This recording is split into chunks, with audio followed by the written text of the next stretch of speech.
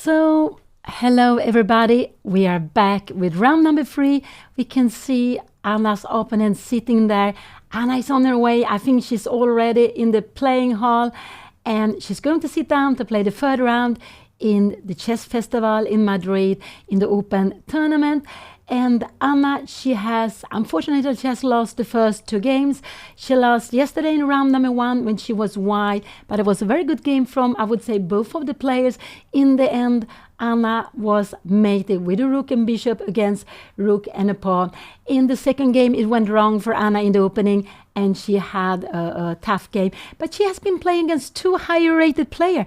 And again, she will face a young player, Victor Torres Rebolledo.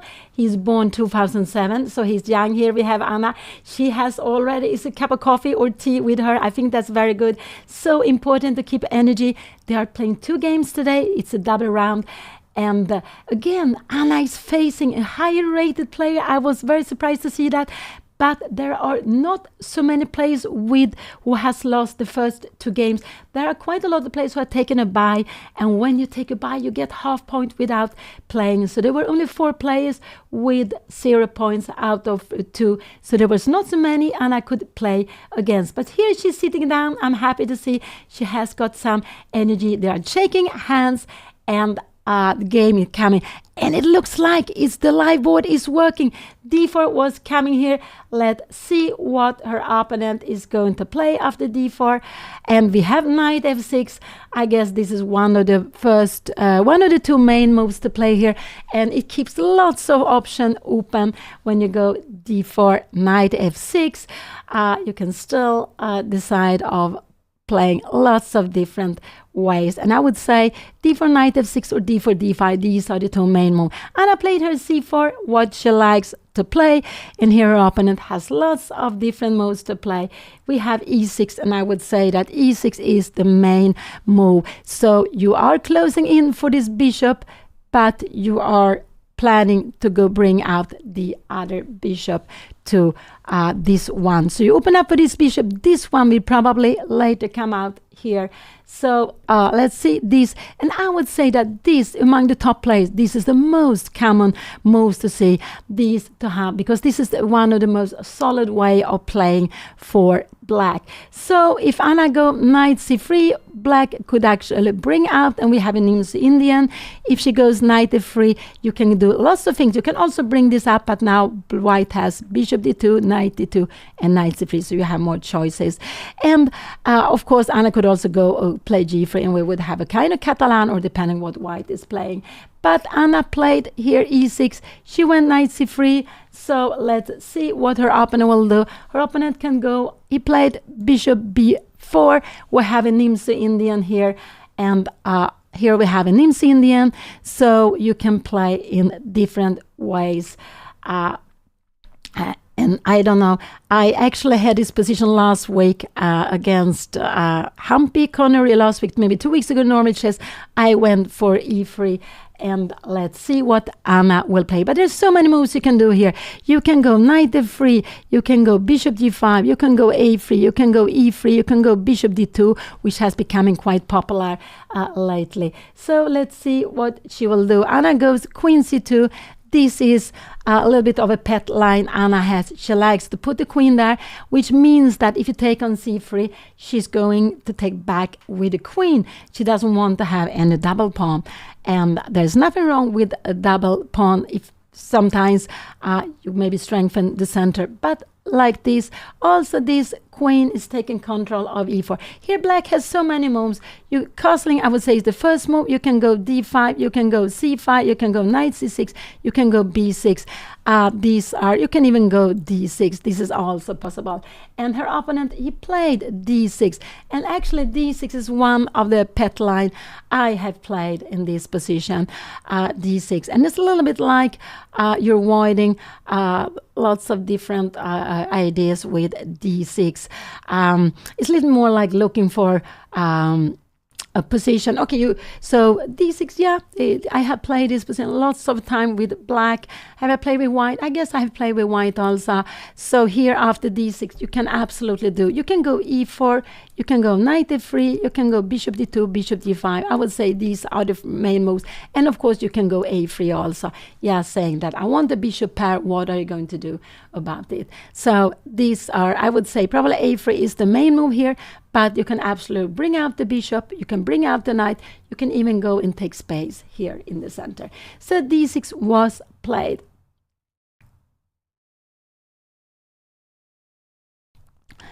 And after 3 rounds, I could see there's only one player, a Spanish player, who has 2 out of 2. There were 15 players on 1.5, but only one player leading after 2 rounds. Lots of draws. Maybe there's some players also taking a bye.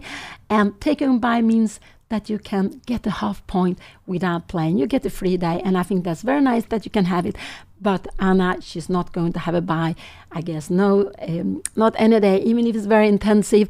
The schedule, they're playing yesterday 1 game, today. This is already the second round, and the second round for today, but it's the 3rd round in the tournament. So d6 was played, and just want to say that there is not losing any bishop, because after these knight c6 and d5, these black would just win this pawn. So this is not anything.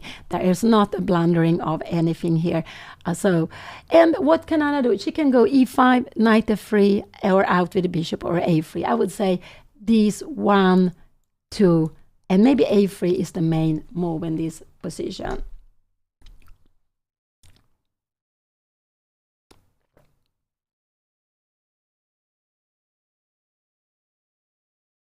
Yeah, Anna again play against the 22 player, and I was surprised, but today there were only 4 players with 0 points, so there were not many players Anna could play against. And the parity system is also looking for a player with a different color. So normally you don't play against anyone who has close to your rating. It's more normal you play against someone who has higher or has lower rating. So that's why she's playing again against a player who has like 140. He has 150 points more than Anna. But in general, I think this is good. Whatever happens, you are getting trained to play against with stronger players. So it's just it's not. Of course, it's tough to not to get a weaker opponent. It's tough that you again have to face someone who is having high rating. Also, we have a very young player. You know, with young players, we don't know where they are playing, but.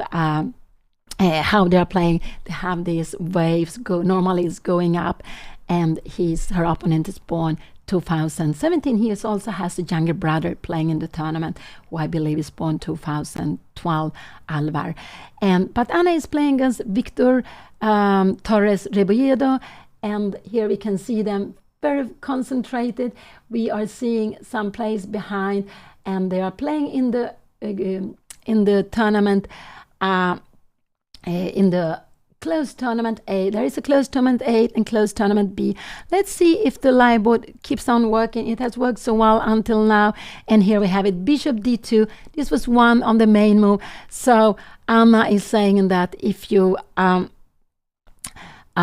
now she's actually planning that if you go knight c, if you take on c3, Anna will take back with the bishop. So she's stepping out of the pin. What would I expect her opponent to play? Now you can already go e5 if you want to. No, you cannot go e5. Can you do that? e5 could be, actually e5 would be a blunder. I just want you to know this. This would absolutely be a blunder, because after here we take back and now this pin, you would actually lose. So e5 is not possible to play after bishop d2.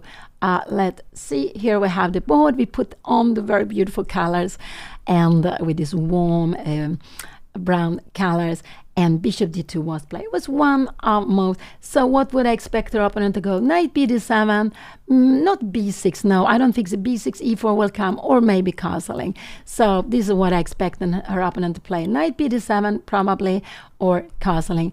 But now e5 would actually be a blunder, losing a whole piece.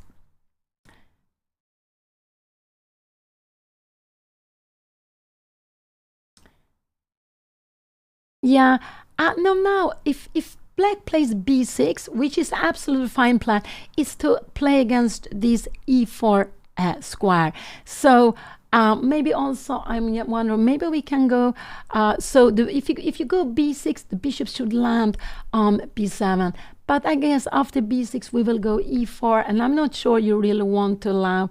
Yeah, you can do that. You can absolutely do that if you want to allow b6. He went c5, and I would say that this is a little bit of a surprising move here, c5.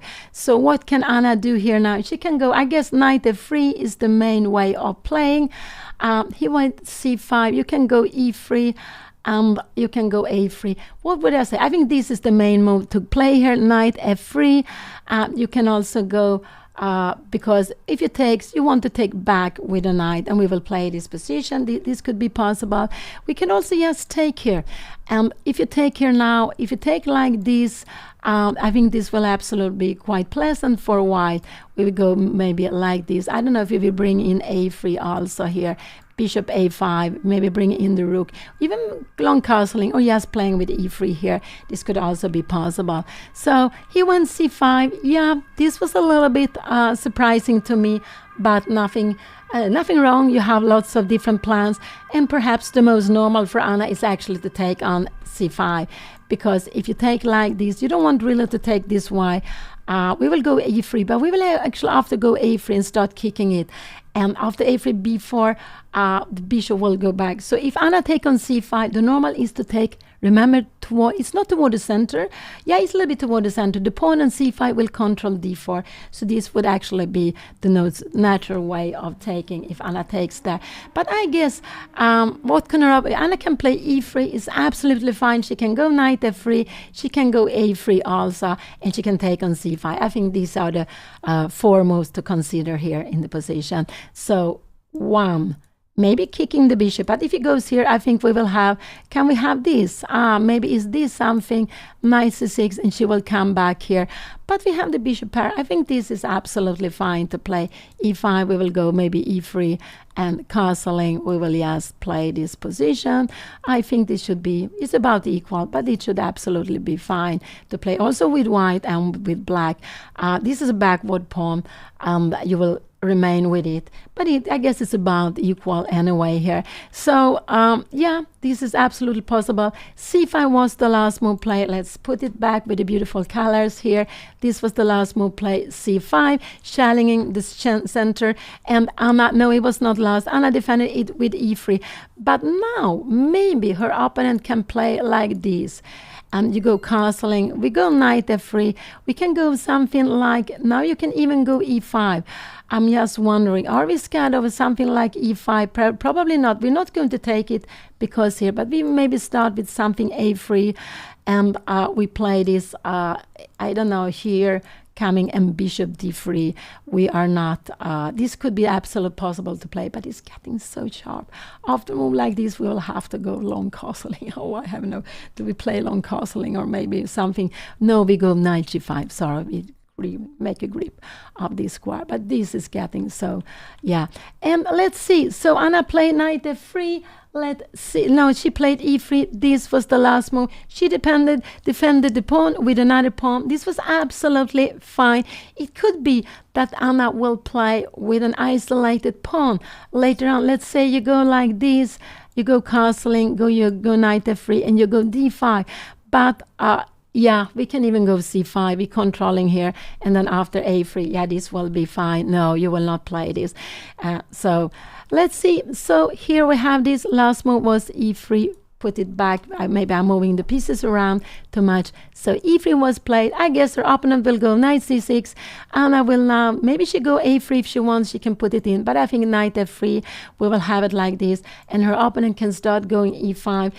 Does he want to take here and now go e5? No, I don't think so. I think this would absolutely help, because now we will grab the bishop pair. And because I just want you to see that after a move like this, we would have a check and we would grim, you see here, and we would just take the bishop. I just want to play it out. So maybe e5 could be possible here, because if we go d5, now this bishop is defended, so you can just go away. And we do close center the bishops, the knights are fine, but we are keeping some control. I think this is a very nice position actually for white to play. I think this is absolutely fine to play this. So let's see what will happen. E3 was played. This was the last move played, and what will Anna's opponent play? I guess he will take on d4. Taking on d4 on knight c6. These are what I am expecting. With queen c2, there is another point with queen c2 and bishop d2 is that if black takes here, we take back, and there's no way black can go knight d4 to exchange this bishop. So if black takes on c3, Anna take back with the bishop, and now she has the bishop pair. It could be, she could take like back. Actually, here, if you take here now, I guess we can take with the pawn. We can also even take with the bishop to stay with the pawn, because if it takes like this, it could be d5. I'm just wondering how it is, but now we have a grip on the black square, so this is still this is absolutely fine. So no, I don't expect our opponent to take on c3, only if you get something back, some compensation for it, but not yet. So what could I expect? I could expect her opponent to take on d4 first, maybe to go knight c6. Could he go b6 also? But b6 looks a little bit strange to me. Could b6 be no? Could we then go? I'm just wondering. We can actually play, and we can go knight d2. If you grab here, we will come back, and if you go back here, we will actually just take on g7.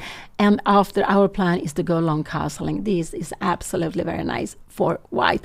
So so b6 could be played, but I don't expect it. I expect knight c6 taking on d4, or maybe going castling. Maybe e5 could be a possibility already here now also. These are the three moves I would expect in this position for black to play.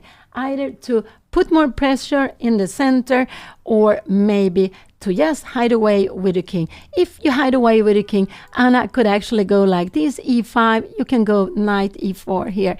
You can absolutely play this position. But what is this here? I guess we will need to play here, but now we get the check. We will actually, can we come here? Yeah, because after this we will actually go here. And if you take here, we will just get a nice position. We get a weak pawn, but we have a rook looking there. We have a bishop looking here. This could be very, very dangerous. So let's see. But let's see. This is the position. e3 was played. Sorry, this was played. Our opponent hasn't played yet. And I'm actually happy to see that both of them are spending some time. Not so... Play quite quickly. They only use 5 minutes plus the extra half minute they get per move. So they play quite quickly, but it has not been blitzing out the moves that her opponent did this morning. Also yesterday her opponent played very, very quickly. Now we have a little bit of slower play, and I think that it's nice to see. So yeah, I would guess either challenging in the center with taking on d4 or knight c6, or going castling. This is what I'm expecting. One of these three moves. 1, 2, or maybe yes, take here on d4. But every time we make an exchange with the pawn structure change a lot. The plans are also different. We always have to look at the pawns when we are making plans, because they are the soul in our position. They are so important, and they, according to the pawn structure, we have to choose different plans actually. And we like the pawns together. They are stronger together. Sometimes we can play with a lonely pawn, but then normally an isolated pawn. It means a pawn who doesn't have any pawn on the side. But then we want to have a lot of piece play to compensate the isolated pawn.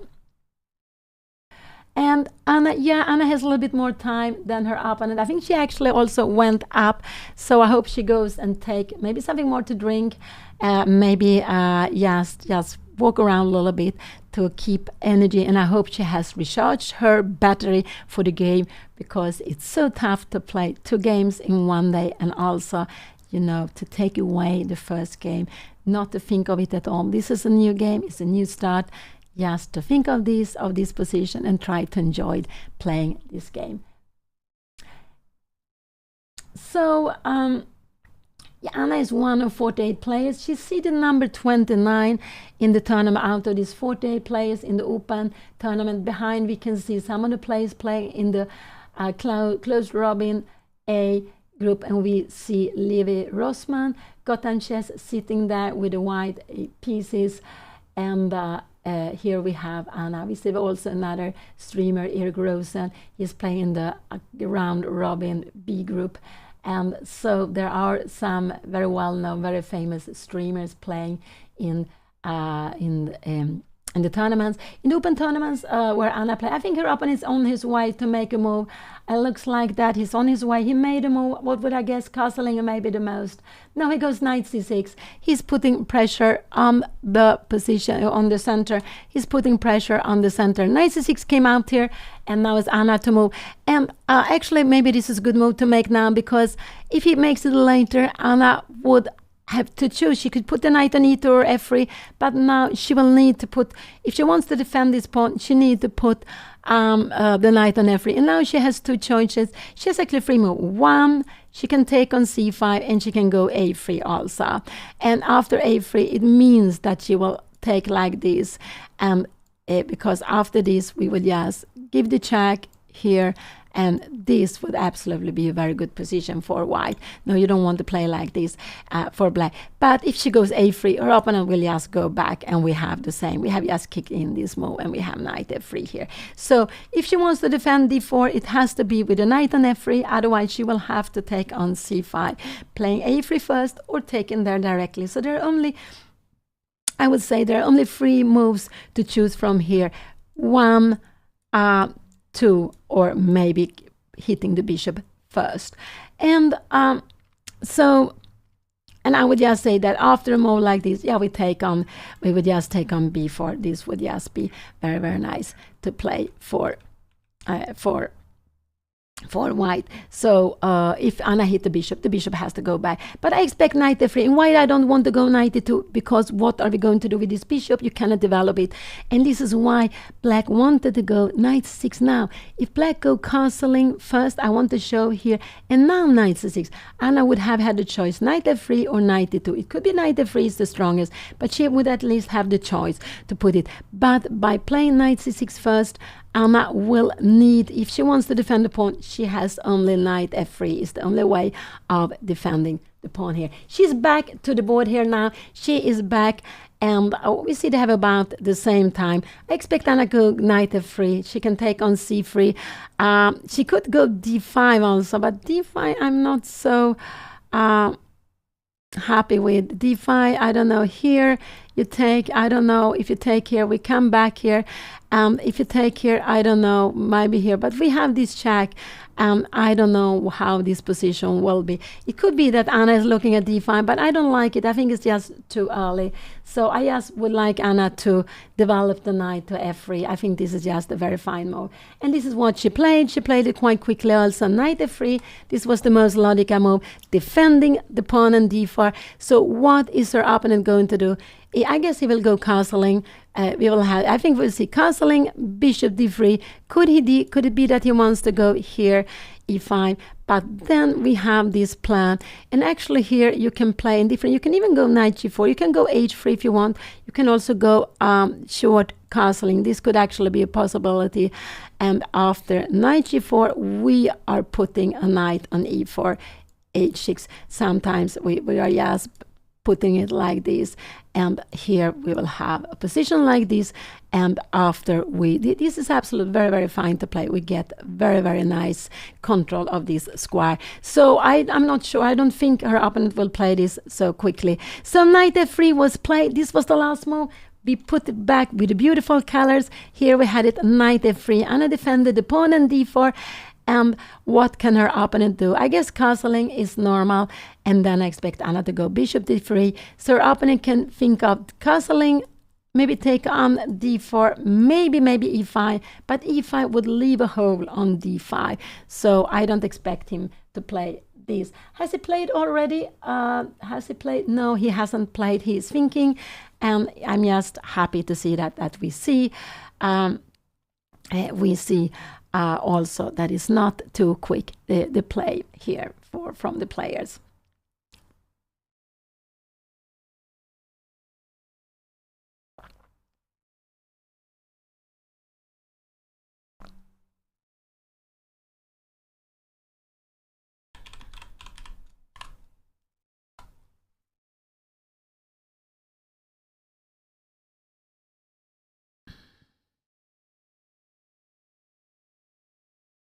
So we are in the starting of the game, but there are, I guess, there are different plans. White could actually go long castling, but I don't think so. I think for me, the normal plan for me is to go bishop d3. If we move like this, yeah, I would actually like to go a3 just to stop knight b4. If this this would be a mistake because we will grow and grab the bishop, and we don't want to give away the bishop. Especially, we don't want to give away this bishop. And why doesn't want to give away the bishop? You see, the pawn is on d4 and e3, and together with the white bishop, they can control a lot of squares. So no, we don't. If bishop a5 comes, I think yes, a3 is a very, very sensible move. Could this here this be something? No, I don't think so.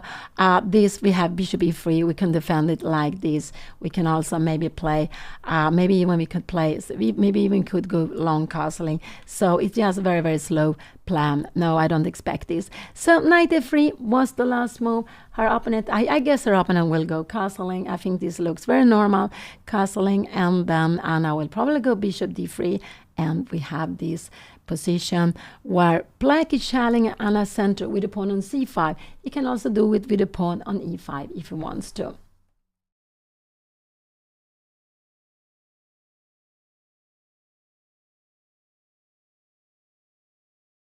Yeah, I was playing in Norway chess last week and 2 weeks ago. It was just fantastic. I enjoyed it so much. And we also had a confessional room where you could go and speak a little bit during the game. And this is first time in my life I had played a tournament with that. And so the first 5 rounds I didn't go, but then after I did. And if I would watch the tournament, I would just love to have it like that. So it's very nice to hear a little bit about the thoughts from the players when they are playing. And some players went very much, some went not so much, but it's just free. If you feel to do that, you can do it. And yeah, for me this is a little bit strange. I normally never talk during the games, but for watching it's just great to have it. So it was just, I would say it was a very nice experience, unusual for me, but I would say I think it's very good to try new ideas for chess. Absolutely, yes. So here, has he played? Yes. Has he played or not? I think not. I think he is thinking. He's very fully focused. Anna is also fully focused. They are both sitting there and looking at the board. Did he play? I cannot see that he has done a move. No, he's still thinking here. He's still fully concentrating on the game. So, but it's logical. Developing, challenging the center, or taking the pawn in center. We have some tension here. c5 against d4. Lots of time when there are tension, there are two pieces standing in front of each other. Sometimes it's best to take, but sometimes it's also good to stay with the tension, just to let your opponent take. And if you take on d4 or if you don't take on d4, it will change the character of the game very, very much. So it's just, if black takes on d4, yeah, we will have this pawn structure. But if Anna would take on c5, we will get a completely different pawn structure. And so if it takes on d4, we will not have any symmetrical pawn structure any longer. If Anna would take on c5, yes, it would remain symmetrical, with the both bishop not getting out so far, not with Anna's bishop behind the pawns here, but this bishop is also standing behind the pawns. He played bishop a5. Thank you. He played bishop a5. Yes, bishop a5 was absolutely a possibility. I would just go a3 here now. This is the move I would play. Or bishop e2, but I want the bishop to be a3, so I would go bishop a3 here now, absolutely. And if it takes on d4, what would I do? I would probably take here. I don't think bishop b6 is such a good move. We go here. If you go castling, we go bishop d3. If you go something e5 here, we can go. I don't know. If you take here, you don't have time to take here because we will just take take f6, and you will get such a bad pawn structure. No, you don't want to do that. So if you take here, you will probably take back. And now here, we can actually just take here. If you go taking here now, this is just getting maybe 95, because their pawn on h7 hanging, this would be good. No, you cannot do it. So I like a3. This is the move I would play in this position after bishop a5 was played. And the idea with bishop a5 is that if Anna goes now bishop d3, you have knight b4. So I like, yes, to put this little pawn move here on a3, and now the plan is to go bishop d3 next move. It could be that you want to go bishop b6 here now, but here we can take on c5, we can also go d5, knight e7, and we are going e4. We are getting lots of pawn, and you see this one is hitting the wall here. This one is very, very passive. Maybe knight g6 is coming, and we are bringing maybe h3, yes, to stop pieces to g4. Probably h3 is a good move here to play. We could go bishop d3, but it could also be that h3 is a good move to play. So this is very, very far away, but I would play a3 here in this position. This is a move I like. If I don't go a3, yeah, then I want to go bishop e2 here. These are the main move, I would say. Long castling, yeah, it could be possible, but I'm not so fond of going long castling. I just want to keep this option open. And can we take on c5? Yeah, we could do that, but after here, now going long castling, this looks maybe a little bit...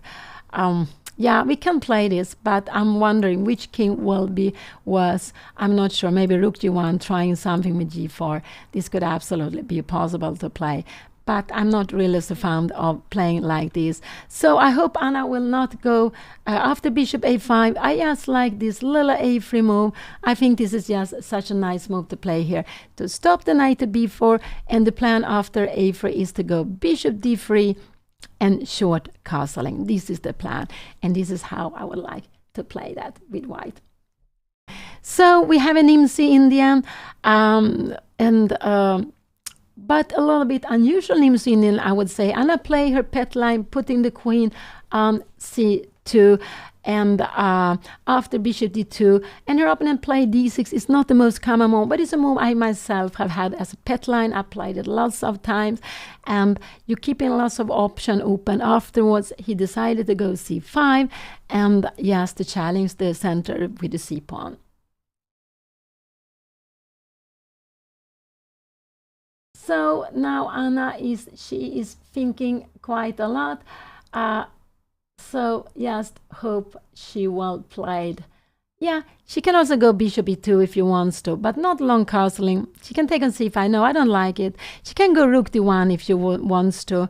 Yeah, rook d1 is also absolutely fine. If you go rook d1, maybe castling here, we go bishop e2, and we can play like this. This is absolutely fine to do, because knight b4 is not, you are just hitting the wall, and then we will get a3 back.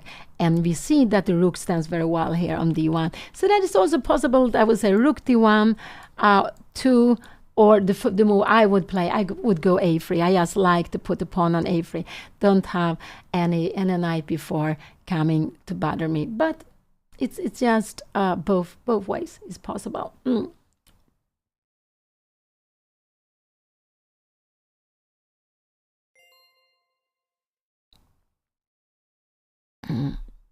Yeah, and I prefer, I want this king to be hidden on the king side, not on the queen side. And so I just hope that Anna doesn't want to play too aggressive long castling, because I just think that it's not sure she will be the first one to attack her opponent. But it could be that she wants to play this very aggressively with long castling. But I don't like that so much.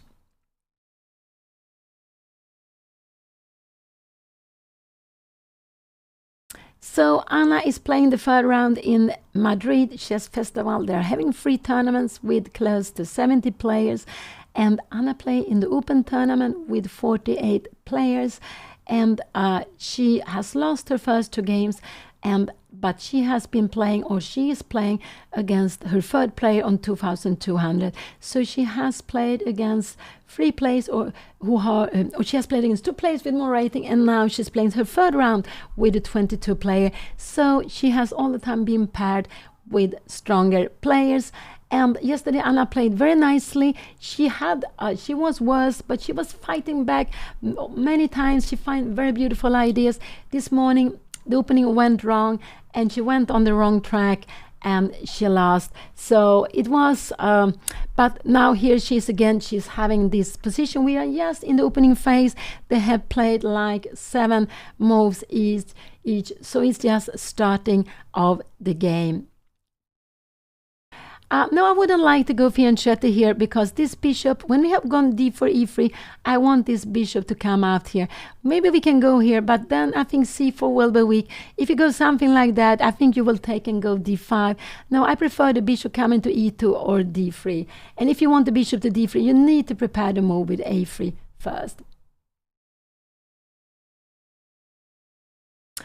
Yes, when you make the pairing in a tournament, you look at the ratings, you look at the score.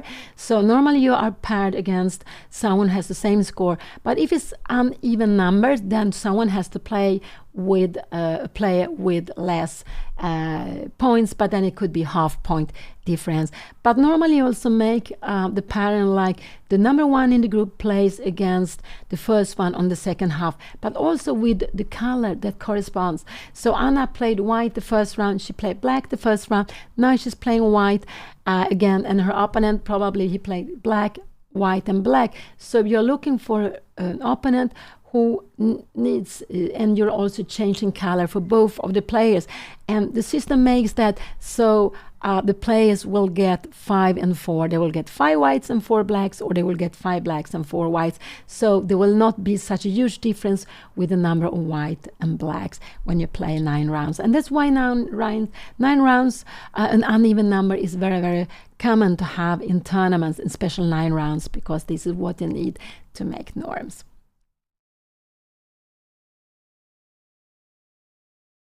So her opponent is back. Anna is thinking here some time.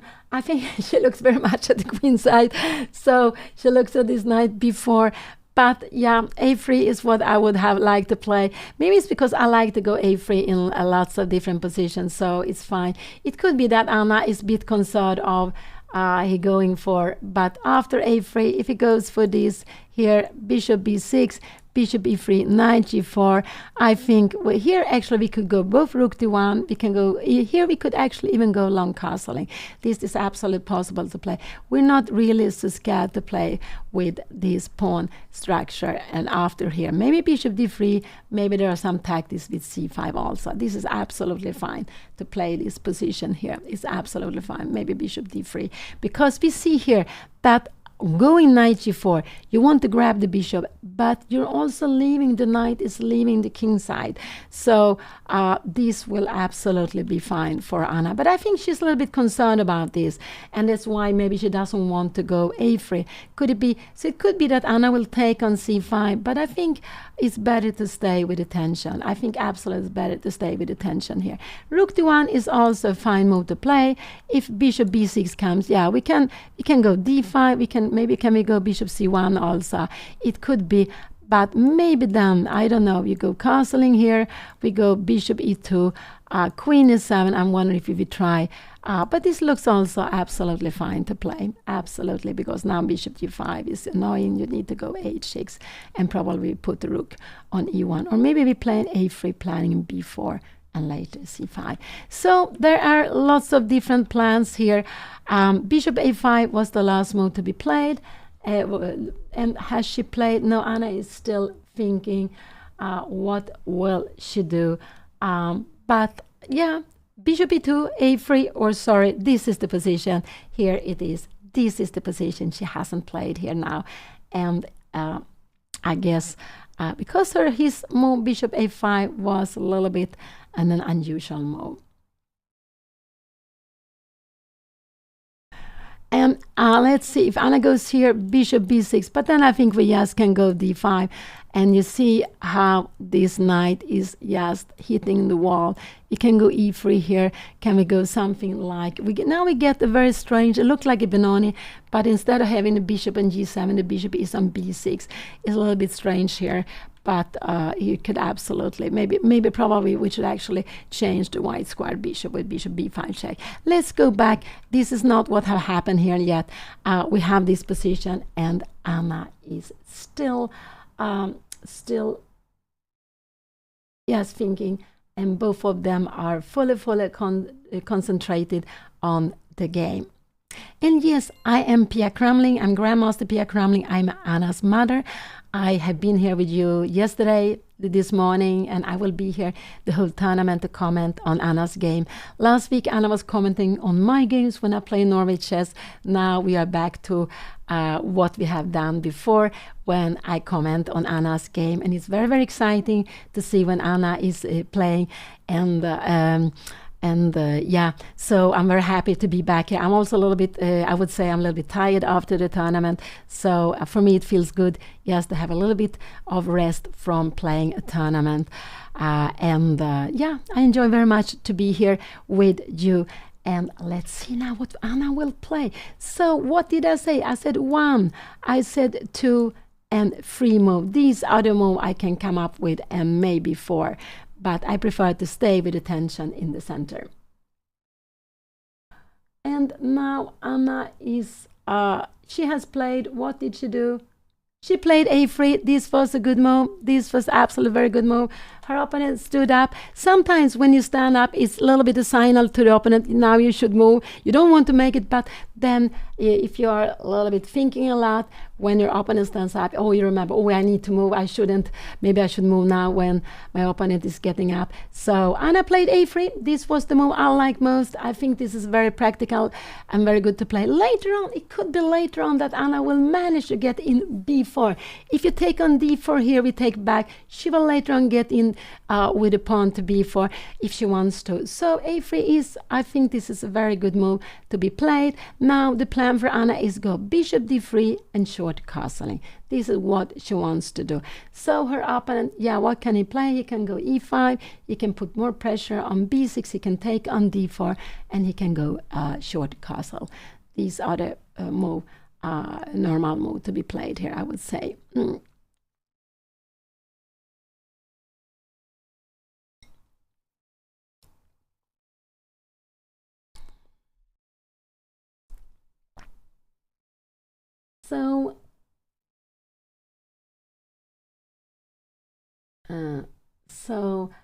There are 48 plays. I don't know how many prizes there are in the tournament. There are prizes.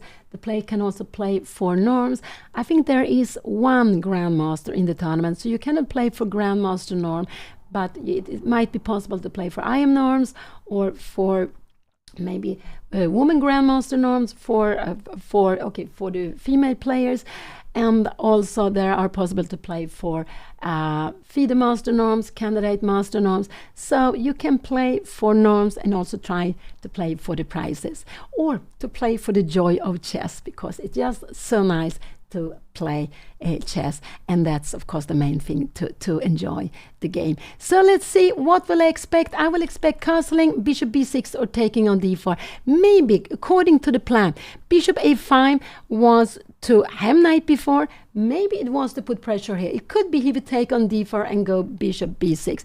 This could absolutely be a possibility, but there's nothing to be scared of if he does that. He can go bishop b6 directly also. If he goes bishop b6, I would say that now Anna could actually also take here, because the best thing he can take with is actually with the pawn. Taken with the bishop would not be so good, because we will just put it back here and we would go bishop e2 and castling. We have lots of space. Of course, this bishop would be better on d2, but we get a lot of space here. So normally you don't want to play like this. So if he goes bishop b6, Anna takes, he will need to take back for the pawn. And so let's see what he will play. What will I expect? I will expect castling, or maybe that he takes on d4 or go bishop b6, that he put pressure on d4, because it could be according to the plan with starting with this bishop a5.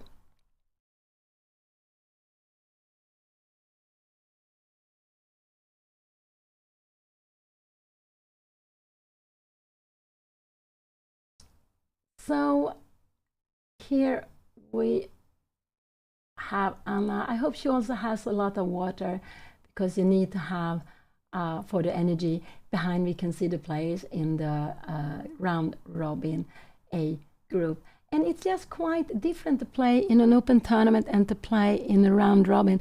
In a round robin, you will play, you know, the schedule from the beginning. So it doesn't matter what you're doing. You will play with an opponent you are paired with from the beginning. And in an open tournament, yes, you don't know who you will play against. You only know it maybe evening before the round will be played, or today you know it in the day.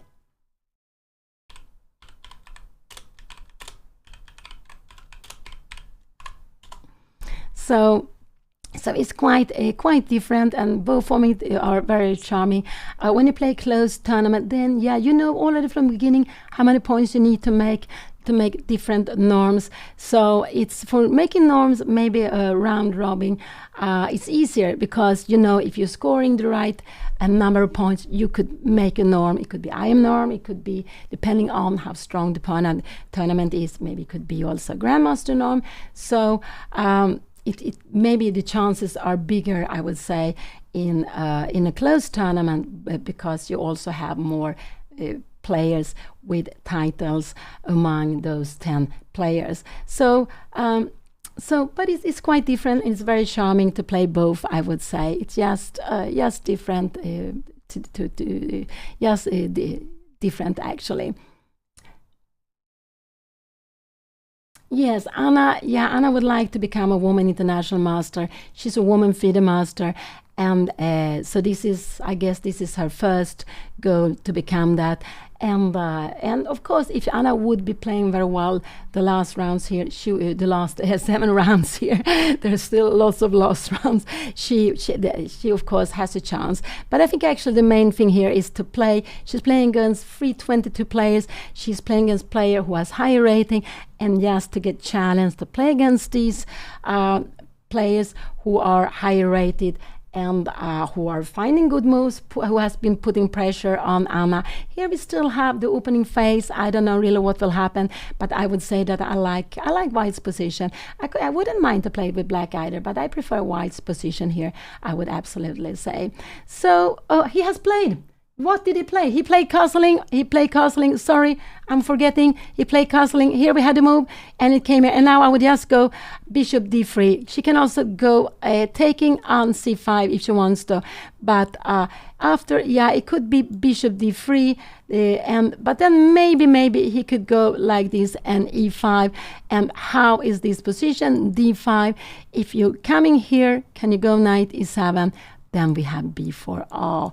And we have these pawns here now. Maybe a pawn to h3, and we are avoiding any piece to g4. So this could absolutely be a possibility, so that he could play here. So bishop, I expect Anna to go bishop d3. She could actually take here now and go bishop d3 if she wants to. And if you go some move like this, I think sometimes you have knight d1, you can have rook d1, you can also have this maneuver, knight g5, putting some pressure here. And after this, yeah, if you want, you can play h4. This is just very thematic, but I don't think this is good in this position because it's quite open. The idea is maybe to go long castling, but I wouldn't. This is not my style to play like this, but you have this h4 in lots of different positions where the knight on g5 is under attack, but instead of moving it, you defend it with a pawn because you have this rook still on h1. So castling was the last move. I expect Anna to go bishop d3. She hasn't played yet, but this is what I expect her to play. What more can she do? No, I just think it's normal to, before starting any d5, d5 would be a mistake. It would actually lose a pawn, so not. Bishop d3 would be good. So either take on c5 or bishop d3. These are the moves I like in this position. She can also go bishop e2 if she would like to. All of them are, both of them, all 3 of them are fine. But these are the ones I would say. 1, maybe 2 if you prefer the bishop there, or maybe take here. But not d5 because you would actually lose a pawn here now. If you take here, yeah, now maybe we can take with the knight here, but you can take after this. You take here, sorry, you can just go taking here, and now you take, and the d5 pawn, yeah, if you take back, we will just grab it, and g7 is defended. This will be a pawn extra for black, and it will not be enough compensation. So castling was played, And now I just like Anna to develop. I would just hope that she would play this a little bit quicker. That is not so important to think so much, just develop the pieces. But of course, there are some tension in the center. Is she going to take away the tension? Is she going to let it stay? But I like Bishop d3. I think this is absolutely a very the first move I would play here now, because we have played a3. The plan was to put the bishop on d3. We are not annoyed anymore by knight b4, so I like the bishop to d3. But bishop e2 is also fine, but I would have gone bishop d3 in this position.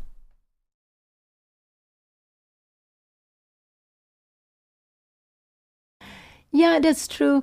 When you're becoming a grandmaster, if you haven't made an IM norms, yeah, you become an IM at the same time. And in the same also, if you make the IM norm, you will also make the woman grandmaster norm at the same time, because the achievements is lower than for making an IM norm. So there you need to have different performances. And I'm not sure I know exactly how it is, but for a grandmaster, I think you need a 2,600 performance, yes, for the grandmaster norm. And you need normally 3 norms to get the title. Normally you need about 24 games, and most tournaments are 9 rounds long, so you normally need 3 tournaments. But it could be, if you play maybe the Olympiad, you can get it there with 11 rounds. And if you play another tournament with 13 rounds, I think 24 games is enough also. So, but otherwise you need it with 3 norms, yes. And you also need to get your own rating up over 2,500, at least to be there one time. If you afterwards are dropping it down, it doesn't matter. But you need to be up there at least once. Oh, I need some water here, I feel.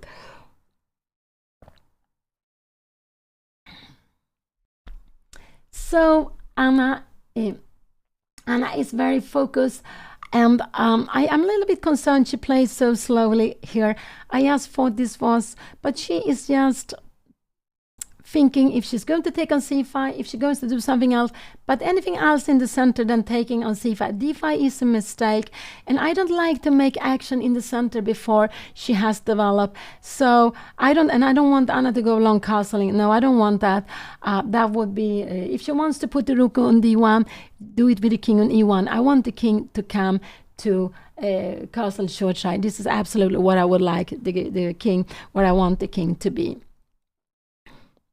So yeah, I would have played bishop d3, and I think I would have played it quite quickly, because sometimes I like this plan of knight g5, knight e4, especially if you go e5. It could be you can go here now, maybe even knight e5 could be possible, h3 could be possible, knight g5, maybe here, maybe we could also play a move like this. And if you come here, we are having some pressure here. But now maybe bishop c4. I don't know if this is annoying, or maybe we go rook d1. But it's getting, we have a grip of this square if we want to. So let's see there are different plans, but I like, yes, bishop d3. And Anna is taking time, and this is what I wish she didn't do, that she doesn't spend so much time here. I just think, but it's because she wants to play something different. I think she's not thinking so much of bishop d3 than she would go on it. It's possible she wants to go long castling, but I don't like that so much. I prefer her king on the king side. I think I don't like it so much to be on the queen side, but it could be, yeah, it could be long castling. I guess we will put the queen here, maybe away like this. It could be possible, absolutely. This is, when you go long castling, normally you need to make one more move. You need to put the king away. Yeah, she can absolutely play this. It's possible. And this is probably why she's thinking so long. She can play this, but I wouldn't have liked to do that. I would have gone more, I don't know, is there in different, if you take here and now go long castling, maybe this is actually just helping. Could this is maybe helping, just let's see here now, and with maybe knight e4 we are getting some play. It's absolutely possible to play this also. It's absolutely possible, but I wouldn't have played like that. But of course it could be that Anna, this is why Anna is taking so much time here.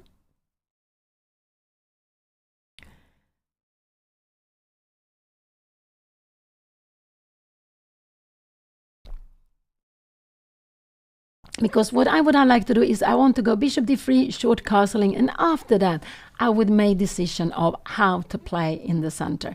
This is how I would have done it. But long castling is a move. I wouldn't say it's anything wrong with this. If you come here, knight g4 is not any problem. We can go knight d4. We can also go bishop e1, and we are just defending. So this knight on g4 is not doing anything.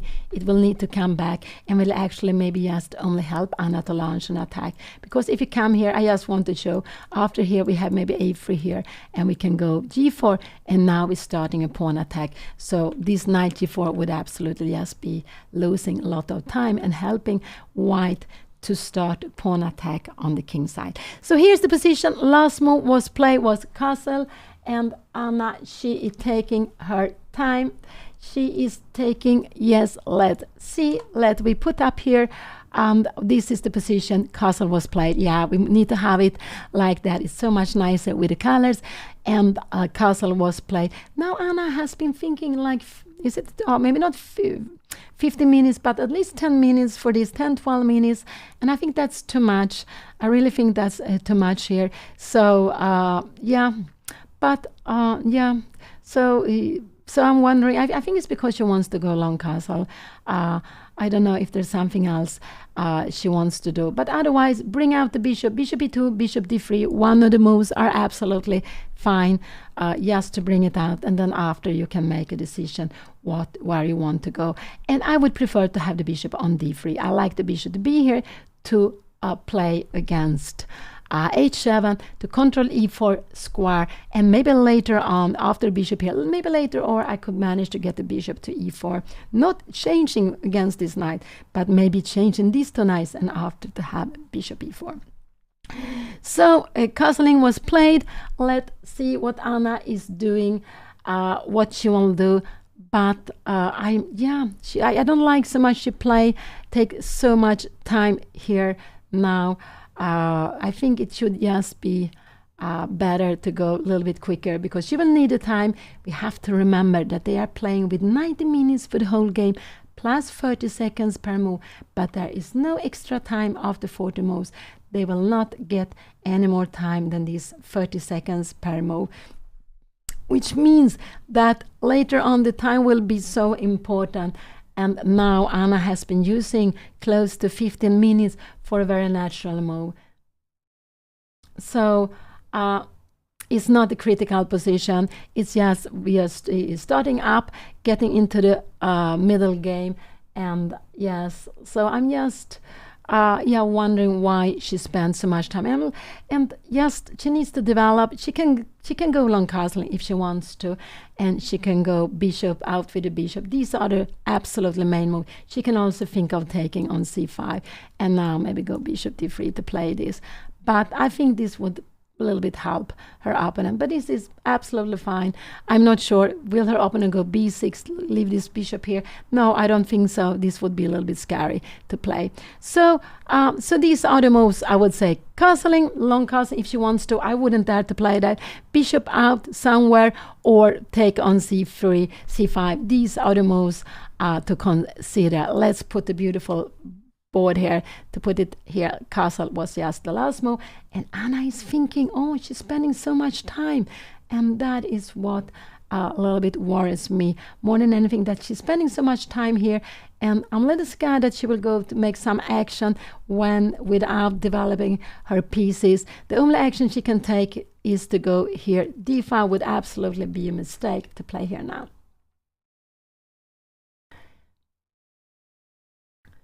So her opponent has gone up. Anna is just so very focused. I just hope she doesn't forget about time. And yeah, what will she do here? Yeah, I will ask her afterwards why she spends so much time.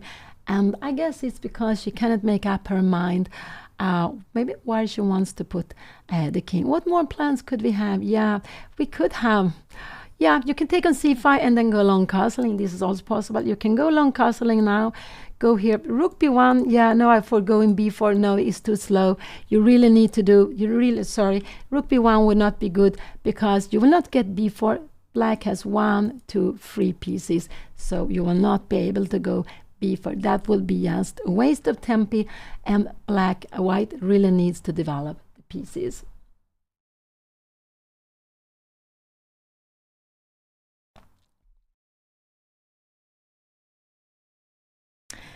And so, yeah, we put it back like this. We put it back like this. Now she absolutely have been spending 15 or maybe even more. And remember, never more than 20 minutes. Never more than 20 minutes, because you will just calculate the same thing over and over again. So Anna will need to move soon. She will absolutely need to move soon. She has to make a decision, and because she is spending too much time here in this position, and this is actually worrying me, because she will need to have the time later on. And this is not a critical position. It's not at all critical here.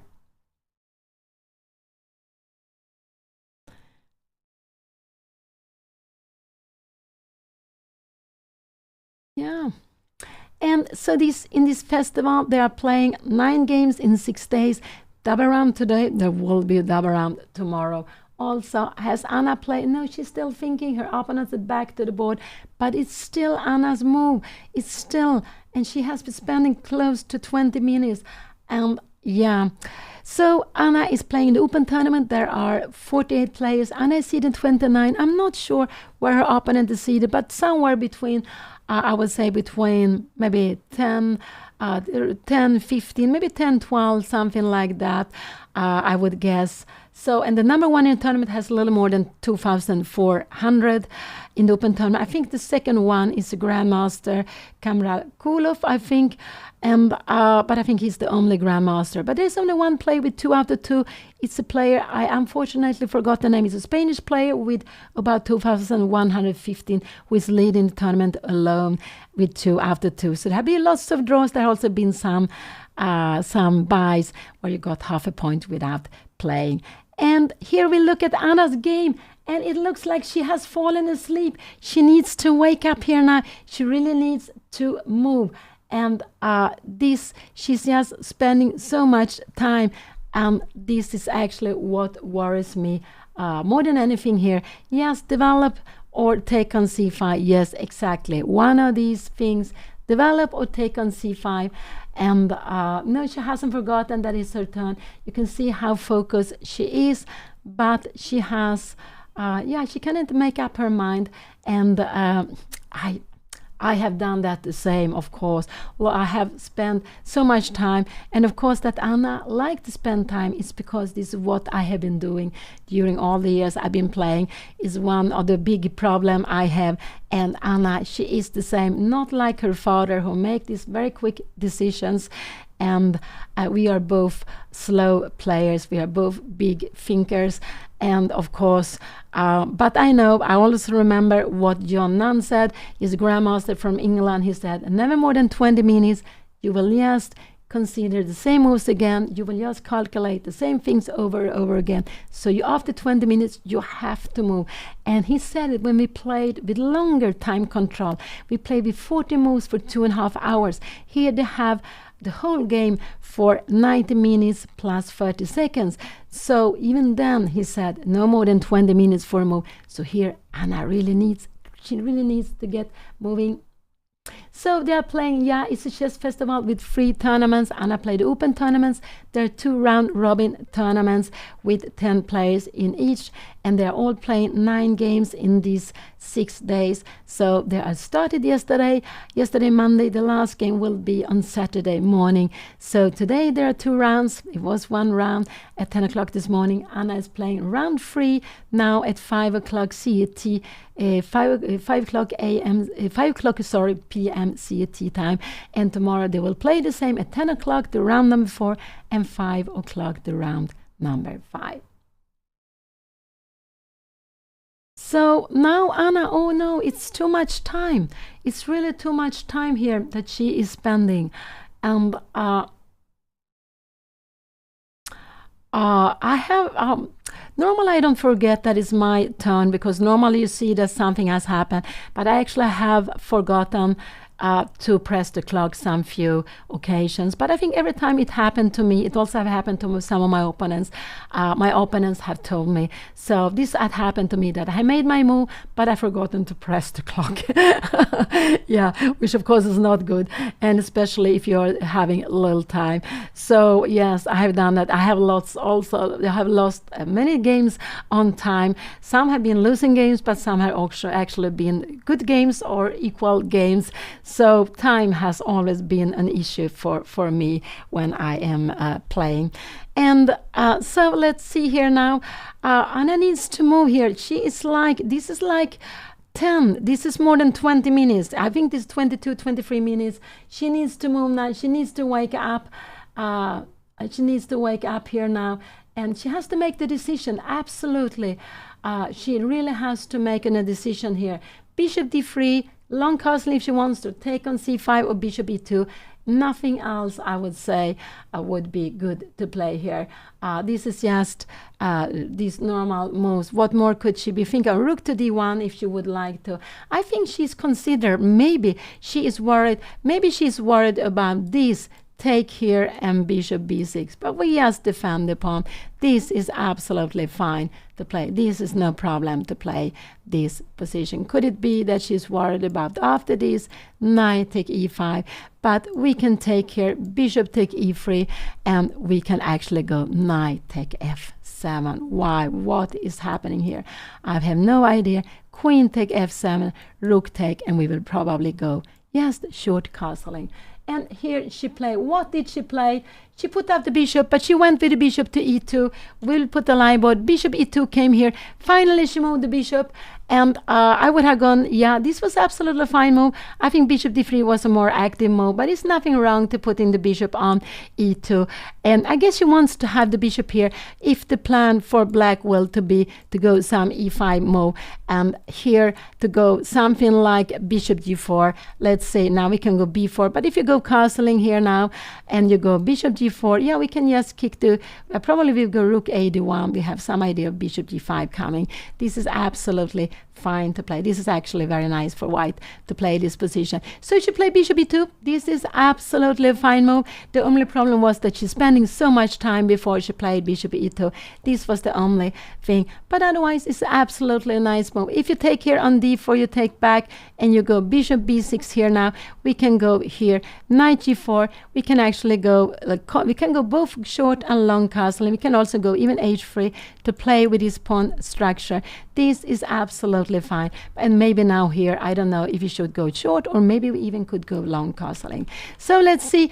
I would guess her opponent now, after bishop e2, could it be this? We put up the lie board with the beautiful colors. After bishop e2 was played, it could be he will take on d4 and go bishop b6, yes, to challenge the pawn on d4. But this is absolutely nothing to be worried about. Absolutely not. So he can go e5 also. If he goes e5 now here, I think probably Anna should take somewhere. I don't know. It doesn't really matter what she takes. And now maybe bishop d5 is rook d1 is 5, bishop g4. And if you go something like this, you will go bishop h5. You will never take here because this would be your dream position. You have this beautiful bishop here, and this is one of the reasons why Anna wanted to have the bishop on e2. If bishop g4 comes, she is not worried about that because this bishop defends f3 very well. So let's see, come here. This is the position. Come here, sorry. This is here. Bishop e2 was played. This was one good move. Absolutely, yes, developing. What can her opponent play? Her opponent can take on d4. He can go e5. He could go bishop b6. These other moves I expect him to play. He could also go something like queen e7, maybe rook e8. But I would, if he moves something here, I would say queen e7 is more common to go e5. But I would guess he will do something in the center. Either put more pressure against d4 or to go e5. These are the moves I expect him to play here.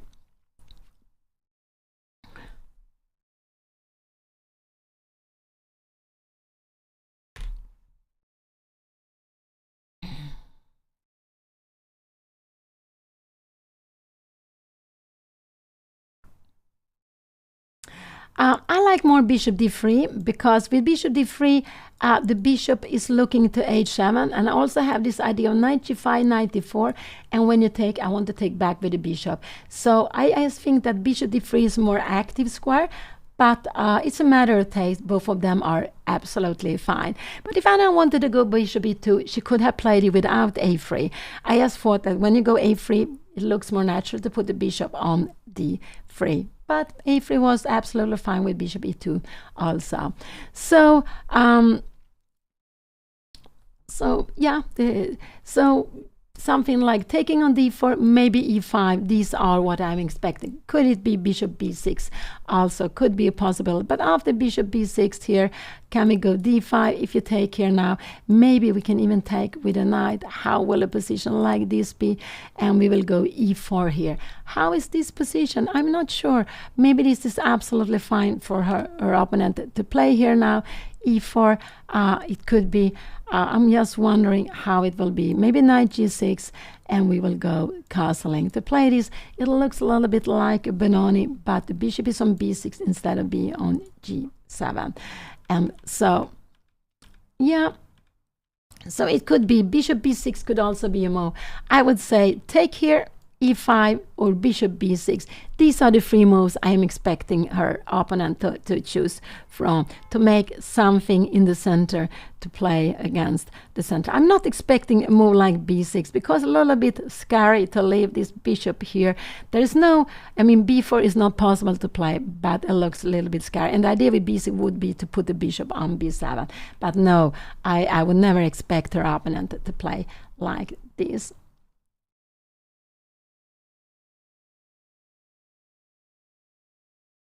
So we put it here.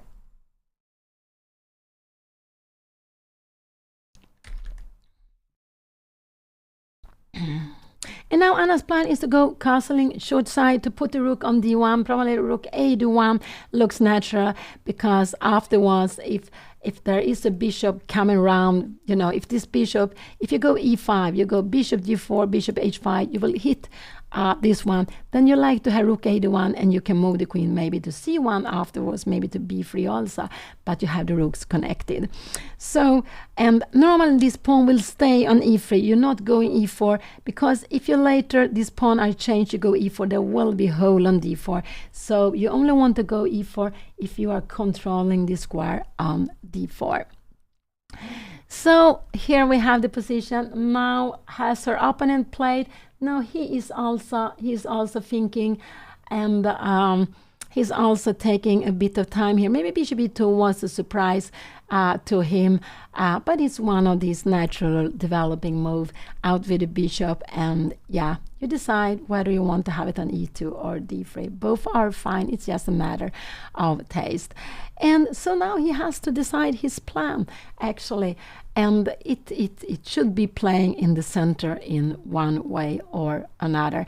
I could guess maybe e5 could be coming, and after e5 I would just like to take. I don't know if it matters if you take like this. It doesn't matter. Probably just come back here, and maybe I like rook d1, but you can just go bishop g4 if you want to do. And if h3 come here, and this is what I wanted to say. Maybe now we have knight d5. I have no idea if this is a good move. This is getting so tactical now here. I have no idea what is happening here now. No, this I wouldn't like to go.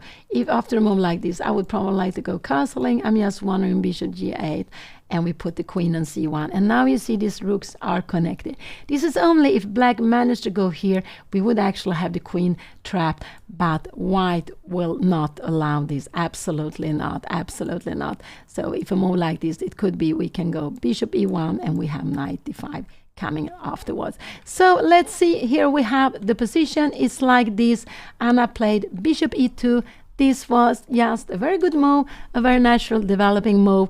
And yes, and her opponent is thinking, so both of them are spending some time. And the only thing is, I would have hoped Anna to play this move quicker. She used a lot of time for the move, and that was just the only thing I'm not so happy with. But the move itself is absolutely very good. One of these natural moves to develop the bishop, to put the king into safety, and then to put a rook on d1. And I would probably like to put the rook a on d1. I would prefer that.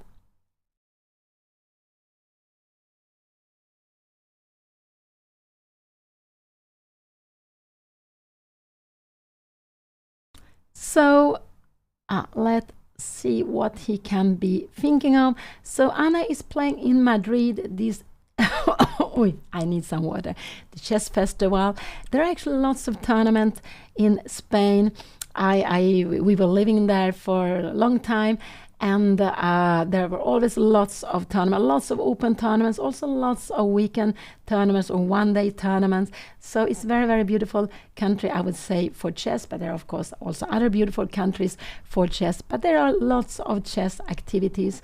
And there in this Madrid festival, they have these 3 different tournaments. We are following only Anna's game. She played in the open tournament, where she's playing 9 games in 6 days. And here she's facing a very young player from Spain, Victor Torres Rebolledo. And he's born 2007, so he's 16 or 17 years old. And so she's facing a young player today. They are both taking their time, and I just hope that Anna will speed up a little bit here now after whatever her opponent will play, that she will just play it a little bit quicker to because she will need the time.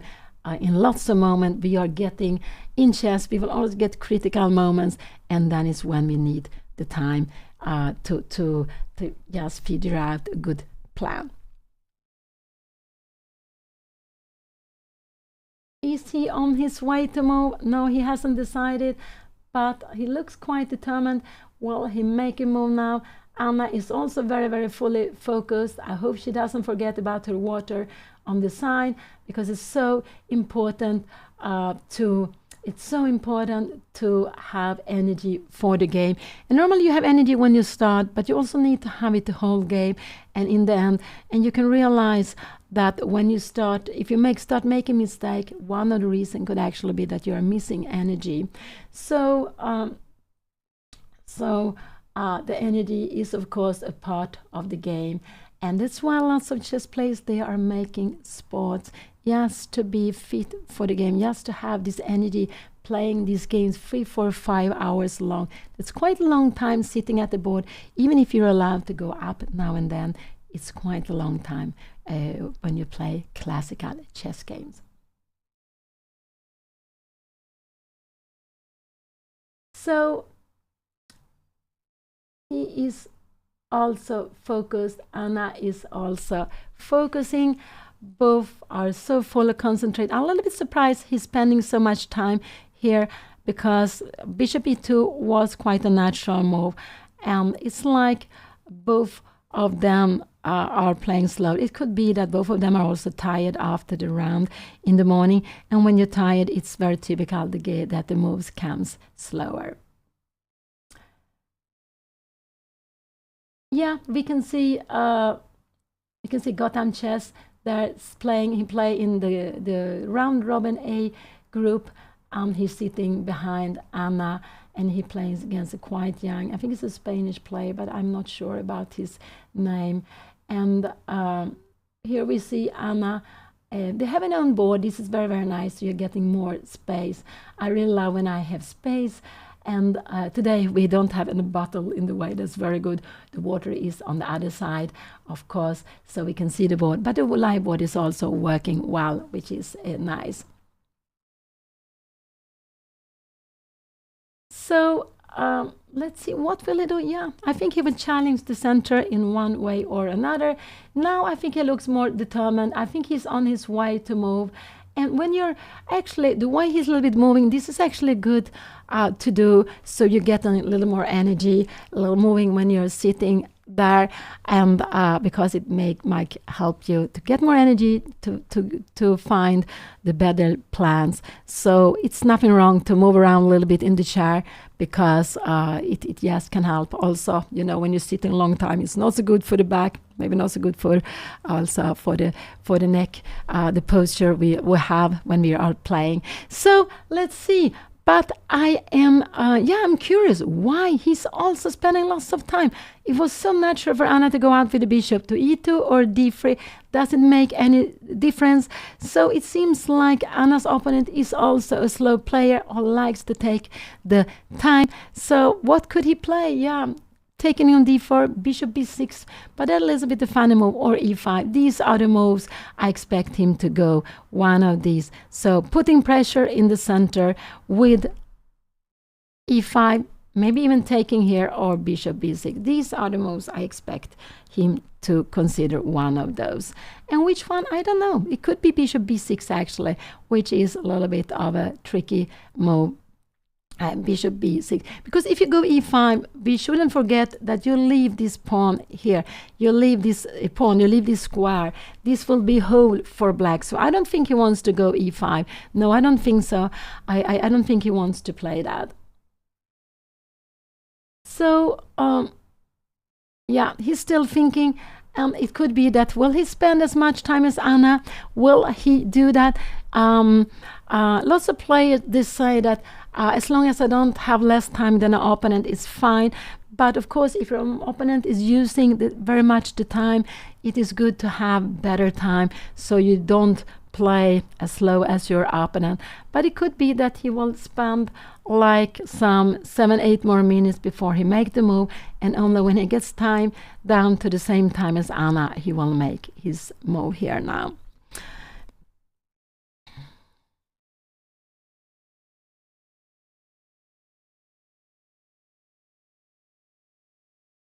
So yeah, with classical, yeah, it can take some time before the moves are coming, but there will be lots of action later on, absolutely, as they don't get any more time after. They only have this 30 seconds extra move, and they have about 50 for Anna, and her opponent had like 59 minutes for the rest of the game, nothing more. So it's not such a lot of time actually. Anna has gone up.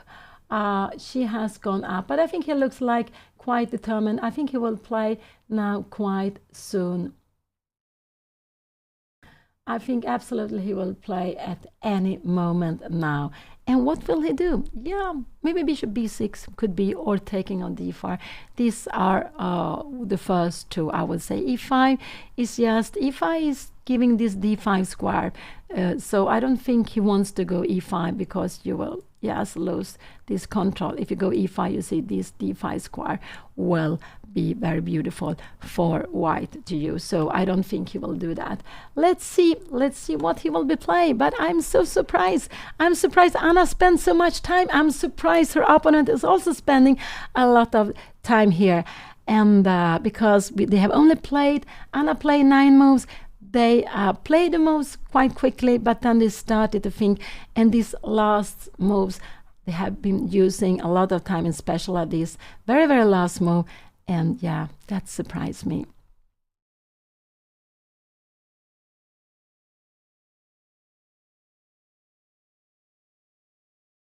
Anna is back on the board, looks very full focused, but she is absolutely back there.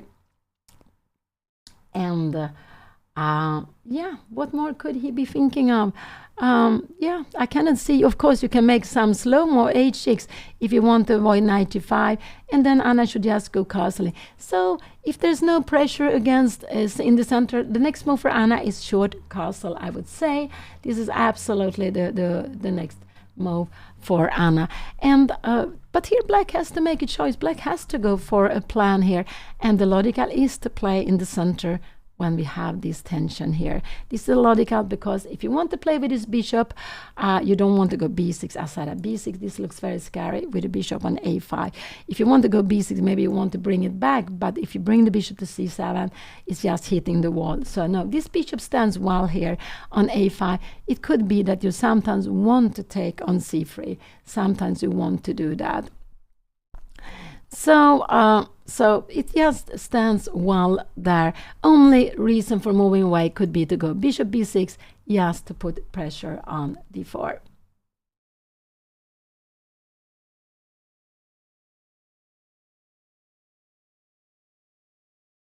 So he still thinks, but I believe that he will make his move, if not before, at least when he's down to the same time as Anna. This is what I think. Maybe he will use 5 more minutes, but not more than that.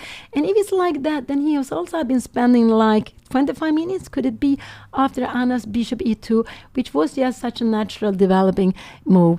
And yeah, but of course, I know when I myself spending a lot of time, and Anna is wondering, why did I spend so much time? And now we have the other way around. So when you're sitting there at the board, the time just passes away very quickly, and you are looking at different plans, and all of a sudden there has been 20 minutes or more time gone. So it's not so easy always to understand why the players are spending time, but I do it so often myself, so I should not be surprised if someone else is also doing that. So, yeah, I don't know what more.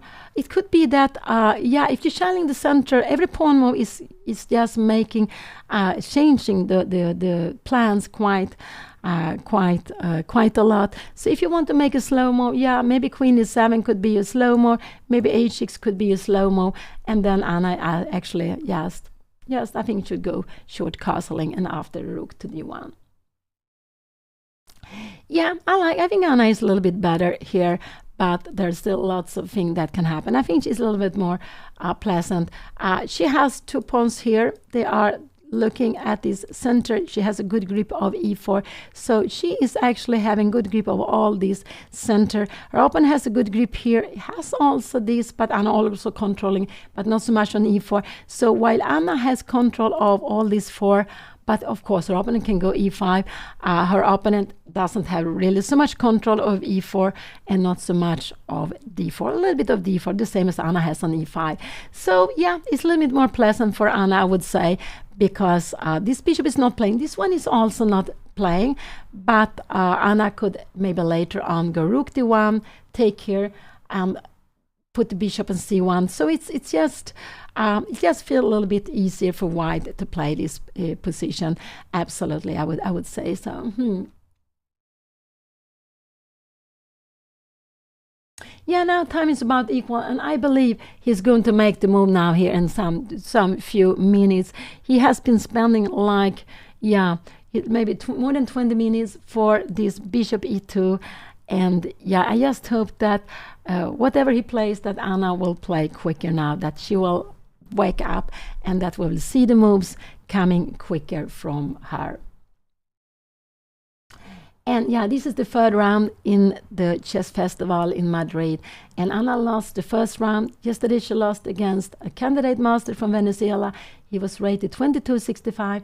And this morning she lost against another player, an IM with 2,205 Spanish IM.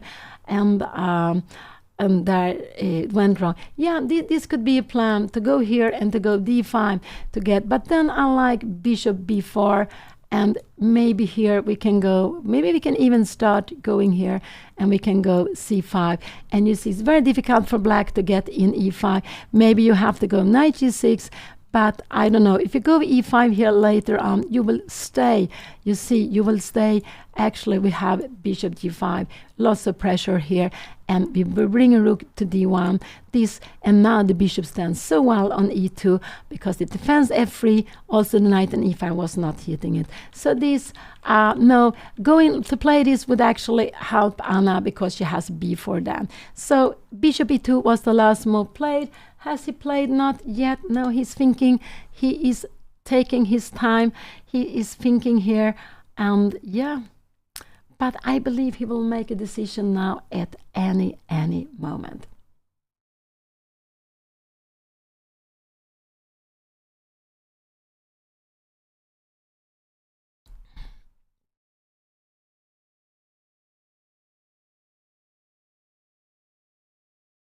When I play, I think in Swedish. Because this is my native language, so I think in Swedish. But when I was living in Spain, sometimes I could think in Spanish.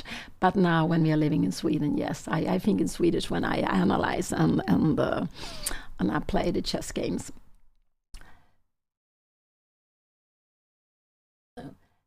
let's see here now. Yeah, no, we should stick to English so everyone can understand here. Oh, I'm so amazed. I'm so surprised. Now he's down to the same time as Anna, and I'm so surprised. So he doesn't really know what plan to choose from. Wow, this was something I couldn't expect because he was going up a bit when Anna was thinking, but he hadn't made his up his mind. And could it be that he was surprised that Anna went with the bishop and e2? Could it be that? So what? Yeah, so surprised. But I think the move will come. Yeah, no, b5, b5, because you can always grab it. We will just grab it. We can grab it. Yes, take here. And not only we grab a pawn, we will force this. And we could also take here. And you see that this pawn will be a lonely pawn. This would absolutely be fantastic position for white. You have a pawn extra, and you have a beautiful pawn structure. 3 pawns here, 4 pawns here. Black has a pawn less. You can go with the bishop to b7, but this is also a big weakness. And the dream for white would maybe to put the knight on c4 to control a lot of squares. So you cannot give a pawn like this. If you move the b pawn, it has to be b6. But I think it's very difficult to go b6 with the bishop on a5. Now it looks like he's on his way to make his decision. I think so. I think we will see the move now here at any moment. Yeah, and I think there will be something in the center or something towards the center. This is what I am guessing. So now Anna actually is having a little bit more time after her long fought. Her opponent just decided to use at least the same amount of time. And for me, this is a little bit crazy because if you spend like 25 minutes, if they're spending like this, they will only manage to make 2 more moves. So they will have to speed out both of them. But okay, it's the opening phase. They want to be sure that they're playing something which are fine. But it's not such a critical position, I wouldn't say. And maybe it's easier for white to play than black, because if black does something in the center, it will change the pawn structure, and it will absolutely change the pawn structure. While Anna, she has kept the pawn structure like this. She's postponing the decision what she wants to do. If she wants to take on c5, if she wants to maybe even go d5 some moments, and that's very logical. She wants to put the king into safety, and we can see Anna has moved out all her 4 pieces. The only piece she hasn't develop is the king. The king needs to be on the side, and here I would prefer to have it king on the king side. It could be possible even to go on the queen side, but king on the king side looks so logical to play. The king on the king side and a rook to d1. I would probably go with this a rook to d1.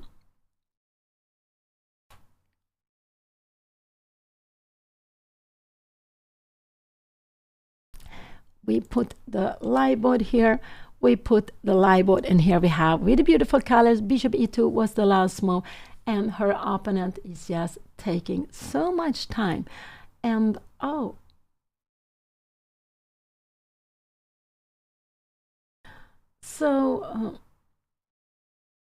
yeah, I just see them both very, very focused. No, some players play for the time, actually. Some players, they are playing very quickly. And when you're playing quickly, you are putting pressure on your opponent. So actually, when you know what to play, you should play quickly. You shouldn't hesitate. And if you haven't made up your mind, because time is a part of chess. And if you have the same position with more time, then it will be easier to play, because all of a sudden you can make a deeper thought. But with little time, you need to make the moves all the time, and then you will have pressure on the clock too. And this is what happened this morning. Anna had a difficult position, but she had also little time, and then it's just not easy to find the best way to play. So some players, yes, absolutely, they are using the clock, and I think that is very, very practical. When you know the moves, just play them, and play them very, very quickly. You will put pressure on your opponent like that. So yeah, no, I didn't believe that he would spend more time. Now it's like, oh, it's 30 minutes. incredible. It's 30 minutes in, and he still is thinking. They have only made, they played it, yeah, and he's still thinking, oh, yeah, wow. I'm so astonished here. Yes, I'm so astonished. But here he came, and he played a non-move, Queen E7. No, what's a non-move? I mean, a non-critical move. Yes, the waiting move. Now I think castling is just a very good way of playing here. Castling, it could be that he wants to go E5, but E5 could be actually a big mistake because you have this, and after this, could we do something else? Maybe we just take back here. Where is this poor knight going? You need to go with a knight on b8, but we will have a fantastic pawn structure. Rook, maybe rook fd1. We will have this pass pawn. This will absolutely be a wonderful wonderful tournament, wonderful position to play. We have a passed pawn which is defended. This knight would love to be on d6, but it's difficult to get there. This is very far away. So queen e7 was played. I just hope Anna, let's put on the live board, I hope Anna will play queen castling, and she played it quickly. She played it quickly, and her opponent also played something quickly. What did he play? Did he go rook d8, or what did he play? He played h6. He just wants to keep the position. He doesn't want to make anything. He's just waiting. I think rook fe1 is a good move. This is what I would like to do. Put the rook here. We are bringing it like this. I would go rook fe1 in this position. This is a move I would like. I also like rook a1 could absolutely be fine. So his idea, where he played, was just he doesn't want to make any decision in the center. I was a little bit surprised. I thought so. I expect, and I can also go this little h3 move if she wants to. Rook fe1 or rook to d1. These are the free moves. I just like to keep the position like this. So 1, maybe 2, or maybe rook a1, yes, to put the pieces a little bit more active. And why we go rook fe1? Yeah, because if you take here, we can see that this rook is just fantastically well placed here. So if you go rook e1, her opponent will not take. Maybe he will go e5. This could absolutely be, but this is crazy. This position, because we remember something like this, knight d2, and this is just very, very good for Anna. And in a position like this, I'm just wondering, e4, we take on c3, we take back. I guess we just take here, and now we have just a wonderful position here. This is just very, very beautiful white. So this is what I like. I like rook to e1, rook to e1 or rook to d1, or maybe this little h3 move also. Yes, a little bit waiting to. So Anna has a little more time. Her opponent has gone up, and we can see that he wants to make these little small moves. I don't know what his plan is. But I like rook e1 because now if you take here, we go bishop b6. Now we can go d5. I don't think you really want to have like this here, knight d5. I guess we will just grab it. If you go queen here, it could be that this queen doesn't have so many square to hide away.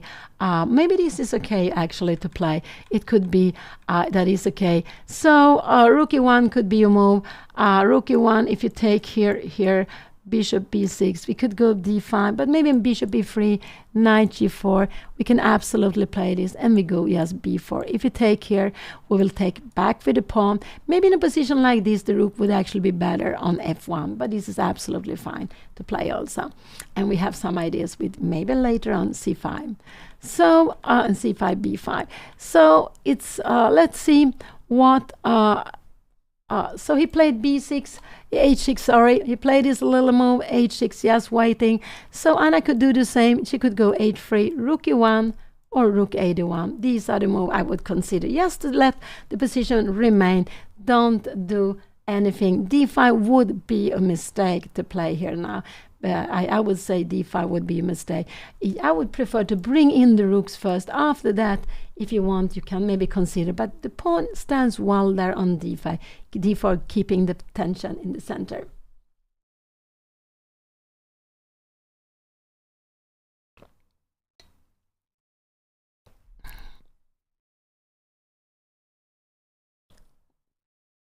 Her opponent has been playing very positional in this game, but he's a very young boy, and normally at young age you want to play more tactical. So I would guess that he, in some position, would go for tactics because it's quite typical when you're young, and it's also quite good that when you're young that you play tactical, because normally with age it will be logical to become more positional. So it's actually good to be more tactical at early age. Just train also calculation and just playing out with tactics, because it's very, very important to see tactical patterns, also of course to see positional patterns. All is part of the game, but by now her opponent has played very positionally, and also he decided not to make any commitment in the center, just a little bit of waiting, and I think Anna should keep on waiting, she also.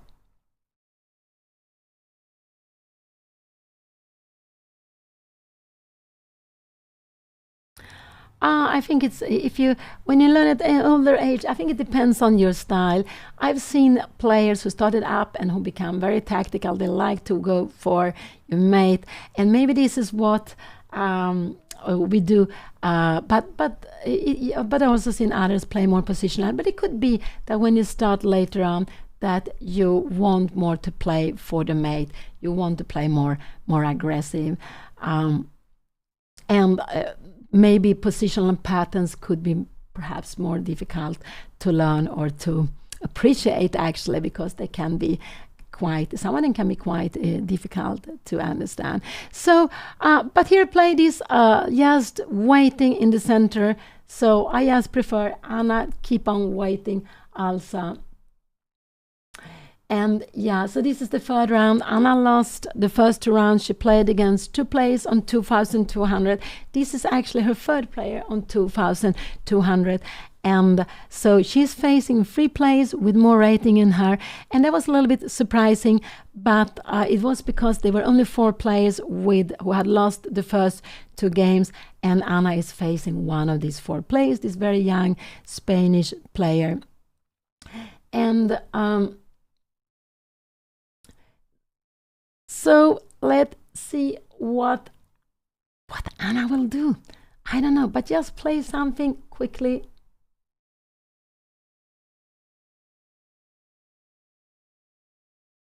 So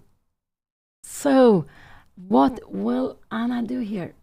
What will they do? But most important is that she doesn't spend so much time. She can keep on playing also some solid move, yes, some small moves, and this is what I prefer. I hope she doesn't start with some action. It's not necessary to do that. Absolutely not.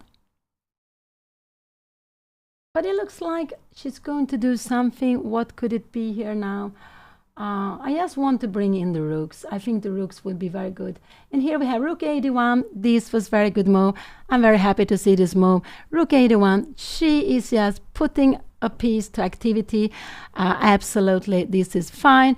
And we know that e5 would be a blunder. We could take on e5. We have also this beautiful, beautiful knight d5 here now. So this would absolutely be a blunder to go. Rook 81 is a move I like very much. She played that. She didn't spend so much time, so that was good. She played it quite quickly. And what will her opponent play? I assume her opponent will go rook d8 or bishop d7. I think he will go bishop d7 here. But is this, and I'm just wondering, can we start some action here in the center? Because now there is a different, this pawn is not hanging any longer. Here, you come here, you have to go knight b8. And how is this position? Maybe we go b4 there, and the reason we b4 is want to challenge this pawn. And if you go knight e4, we are keeping our bishop. Maybe bishop a1, bishop b2, maybe even bishop a1. Sometimes we could have some ideas of queen b2. And this is getting to look nice for Anna. So with rook 81, it could be that Anna now is planning d5, because this rook from behind will defend the pawn. So rook 81, it could be that Anna is planning to make this d5. So sorry, this is position. We put up it like this. this is the position. Rook 81 was the last move played. And let's see what her opponent will play now. But I'm so happy Anna played this quite quickly. This is a very natural move. She's bringing in the rook. She can also bring the other rook to e1 if she wants to. But it could be that d4 is a plan for Anna to play here. It could absolutely be that is a plan for Anna to go d5, d5. And so, yeah, rook 81, that was a good move. What could her opponent play? Her opponent can just bring, if her opponent take here, we take back. If it goes something like bishop b6, we can go bishop e3. This is not the move now, because now we can actually, I think we even can go bishop c1 here now. Maybe this, because after e5 we have knight e5. No, you don't want to go there. And the best black can do was maybe to go back, and you can have maybe something like h3 and go in later, bishop e3. So this rook on d1, I think this was a very nice move, because Anna, I put it up here, rook d1 was played. She could have some plans going d5. She can also now defend the pawn on d4 if she wants with the rook. So this was a very nice move, and Anna played it quite quickly.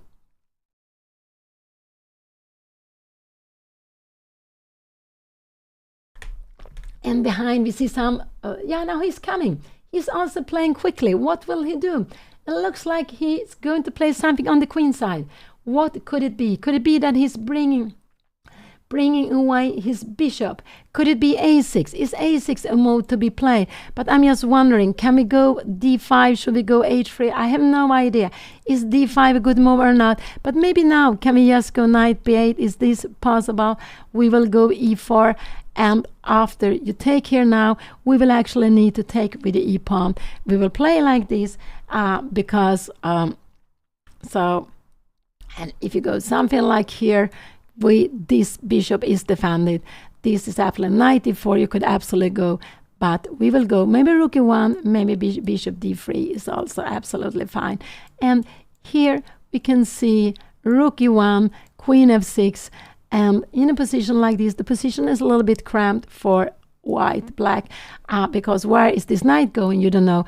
You have no place to go with maybe rook b8, but we can go maybe queen e2. Maybe we can even go b4, but maybe queen e2.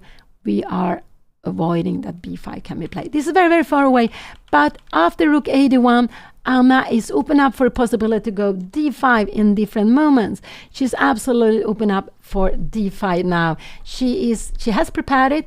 It could be her plan. It's not sure it's her plan, but it could be.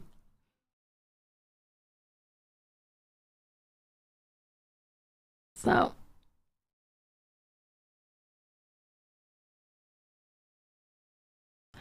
And it's at least it's something he has to consider.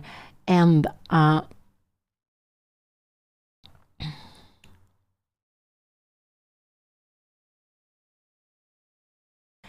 Anna lost yesterday the first round against a candidate master from Venezuela, who was also 22.65. This morning she lost against an international master who was 2,205, and now she's playing against a very young player.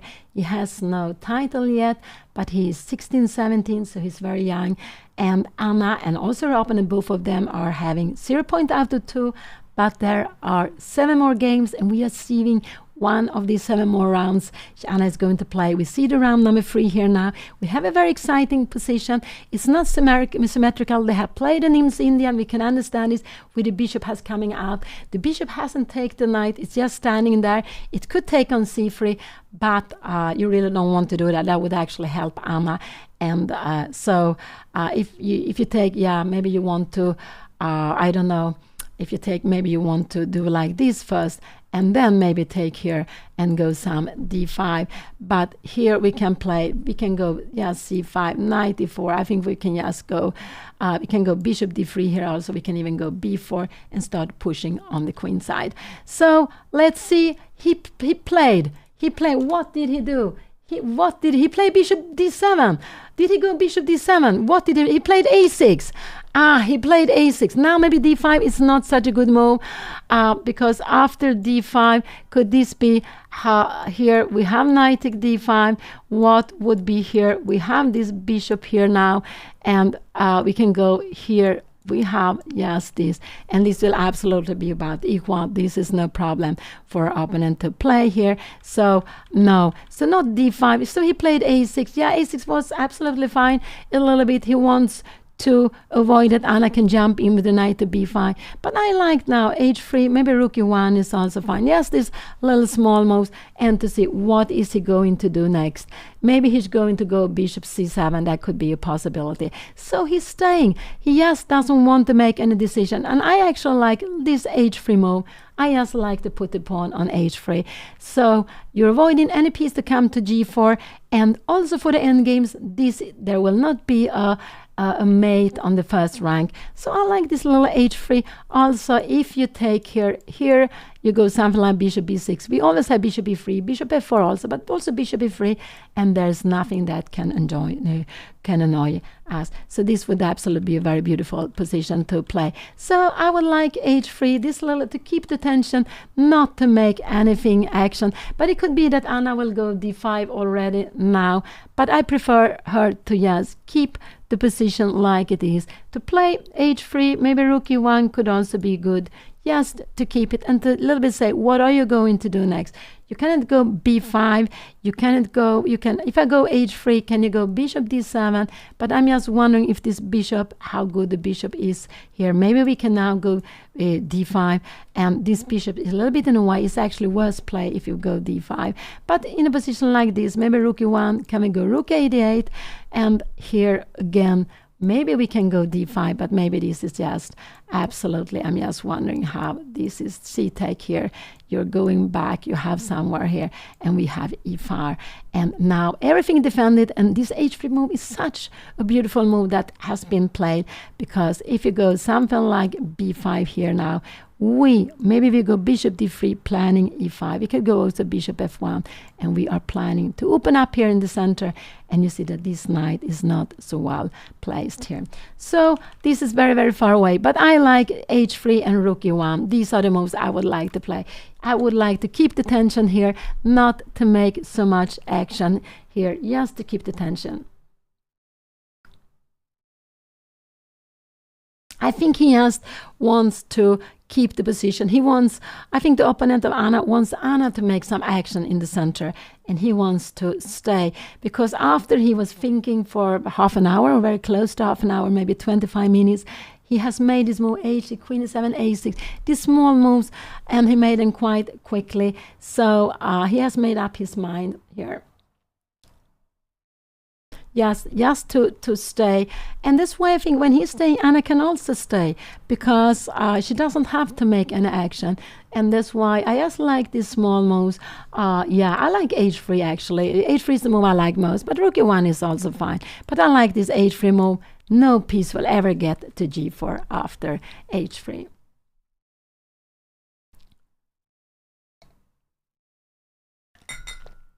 Oops. So this is 1, 2. But it could be that Anna wants to go for d5, but d5 here, and if you take like this, and now maybe you can go knight e5. You can also go knight b8 if you want to, but it's a little bit passive. You can go knight e5. We take here, and how is this position? Now rook fe1, and yeah, I think this has, and now we have bishop f5. This would actually just help black. So no, if you want to play for this plan, just rook e1 first, just to have the rook on e1, because with the rook on e1, we can, sorry, the a6 was played. Let's put the position back here. A6 was played. With the rook on e1, you are looking, you put the rook here, you're looking towards the king side, the queen of the king side, but the queen.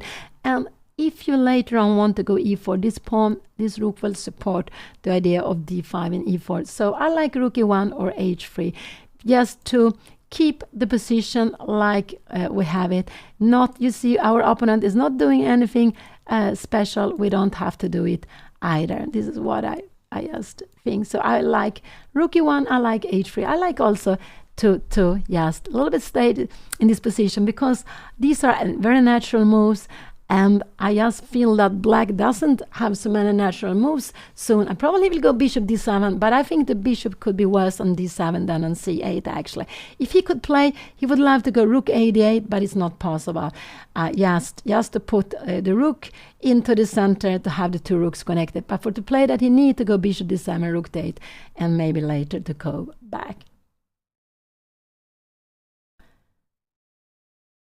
And so her opponent went up. Now Anna has a little bit less time. Remember, she has only 38 minutes for the rest of the game. Her opponent has 40 minutes for the rest of the game. They are getting half a minute per move, but nothing else.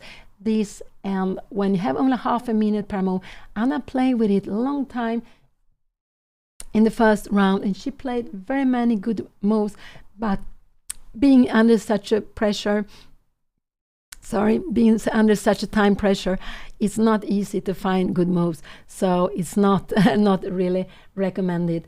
And Anna, yeah, she's in thinking mode, and I just hope that she will not make so much action. But it could be that she thinks it's about time.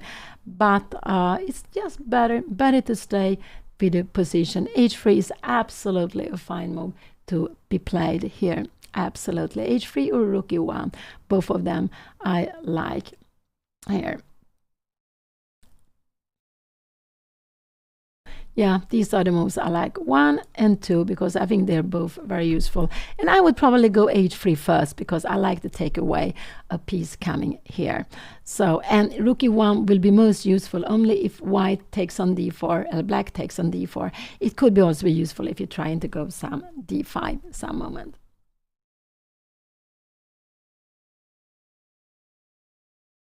So, but it looks like they have quite a lot of space. I think it's so nice when you play and you have an own board. You don't have to sit too close to anyone else. You have your own board. And so they have quite a lot of space there, which is just very, very nice. And they have, you know, this digital chessboard. It's so nice because you have these wooden pieces, and I really love to play with them. During the years, I have played with all kinds of pieces with lots of different colors. But the wooden board is just what I would say is the best. And it actually matters when you play the color of the boards. And I like when they are soft, when they are brown. And when I prefer it to be dark brown than to be black, because it's a little bit more soft for the eye. And so I really now enjoy this wooden board. I also love the digital clock when we have this extra time.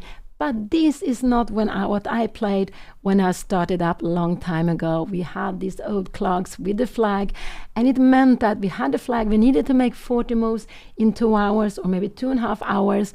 And if we didn't, and then the last minute, when there was only 1 minute left, there was a red flag was going up to show us that we have about how many seconds we have left. But sometimes this flag could fall a little earlier, sometimes a little later. So it was very, very tricky. I hated to play with the flag going up. That was just so crazy. I didn't like that. And so now I'm very happy with the digital clocks. We can see every second we have left on the clock.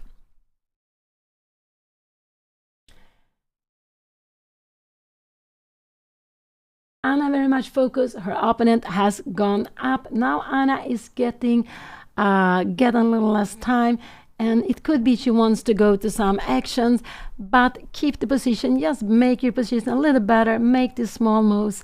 There is no hurry. What is black going to do?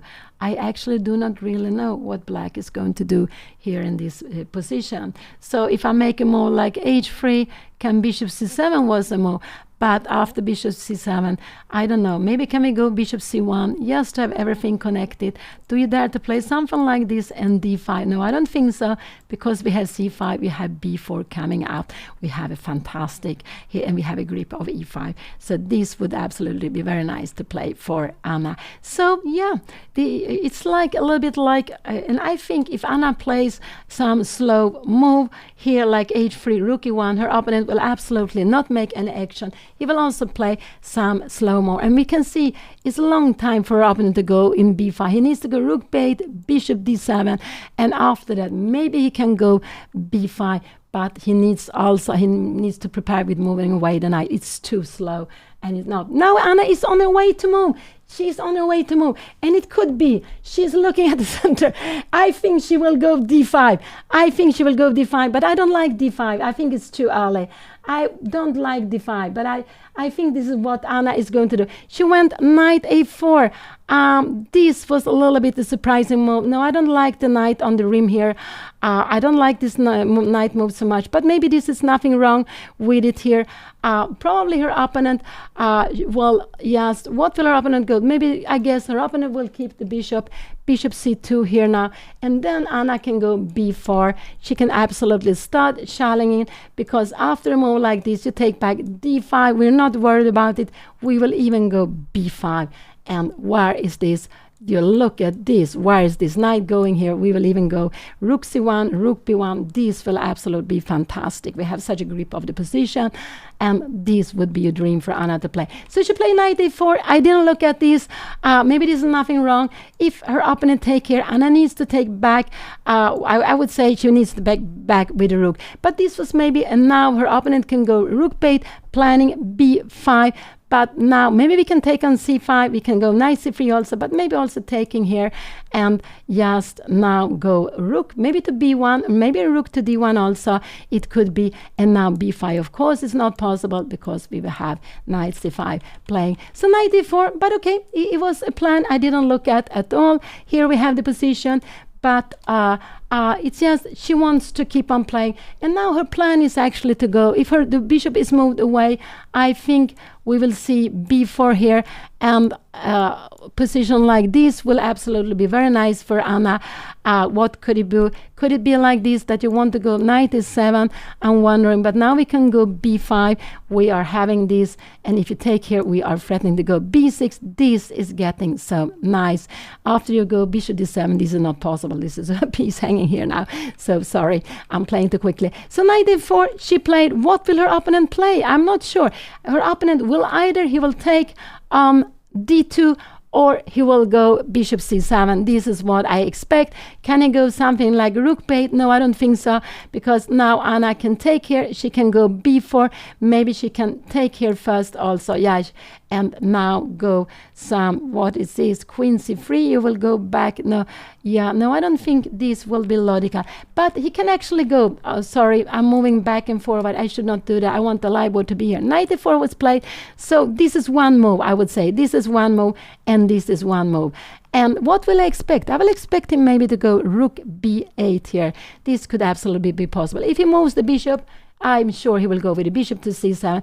Bishop d8 looks completely crazy to me. So bishop c7, rook b8 could be a plan. You're planning to go b5. After rook b8, I'm just wondering, can we go here and go b4 in this position? This is actually a mistake, because knight takes c4, and after bishop takes c4, b5.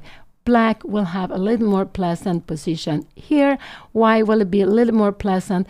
Because knight d5, we have this problem here, and the pawn is also hanging. Maybe we need to go somewhere here. If you come here, this might not be the best, because after knight c6 here, we will get some counterplay here now. We will absolutely get some counterplay. I don't know if can we go take the pawn. No, we would lose a piece. That would not be so good. But maybe yes, bring in the pieces here and rook b1. This is absolutely fine to play. We will probably win this pawn. We have lots of activity. If you come here, probably we will go. Maybe we are bringing in the knight also. But I think this is absolutely fine to play. So so rook bait is actually maybe the move I would expect her opponent to play, and with rook bait the plan is to go b5. So now Anna made some action. She wanted to make something, and now her plan is to go to take an a5 and go b4, but it could be a mistake. If I go something like this, yeah, this is a mistake, because we go here and we have this beautiful knight b6. Now this, and now we go b4, or we can even go d5. Look at this knight. Oh, look at this knight. Is getting very, very badly placed on the rim. No, you don't want to play this. So if it could be, but if you go rook b8, could Anna play this and now go knight b6? I'm not sure, because no, after queen c7, the knight will have to either to change here or you will have to come back. So it's not really a good plan. So rook b8 could be a move here. I would say absolutely rook b8. This is one move. Another move is to take on d2. Another move could be bishop c7. Could take on d4 b mode. Yeah, no, that would absolutely surprise me. No, I don't think taking on d4 would be a move. So one of these are the move I would expect. 1, 2, or 3. There is no other move, because actually Anna's plan is, if you make something like Anna's plan is to take on a5 and go knight b6. This is absolutely her plan. Go knight b6 and then after b4. She's threatening to get a huge advantage. Let's say we make a slow-mo. I just want to say this will be a huge advantage for Anna. And now we can go d5. Maybe we can also go just b4.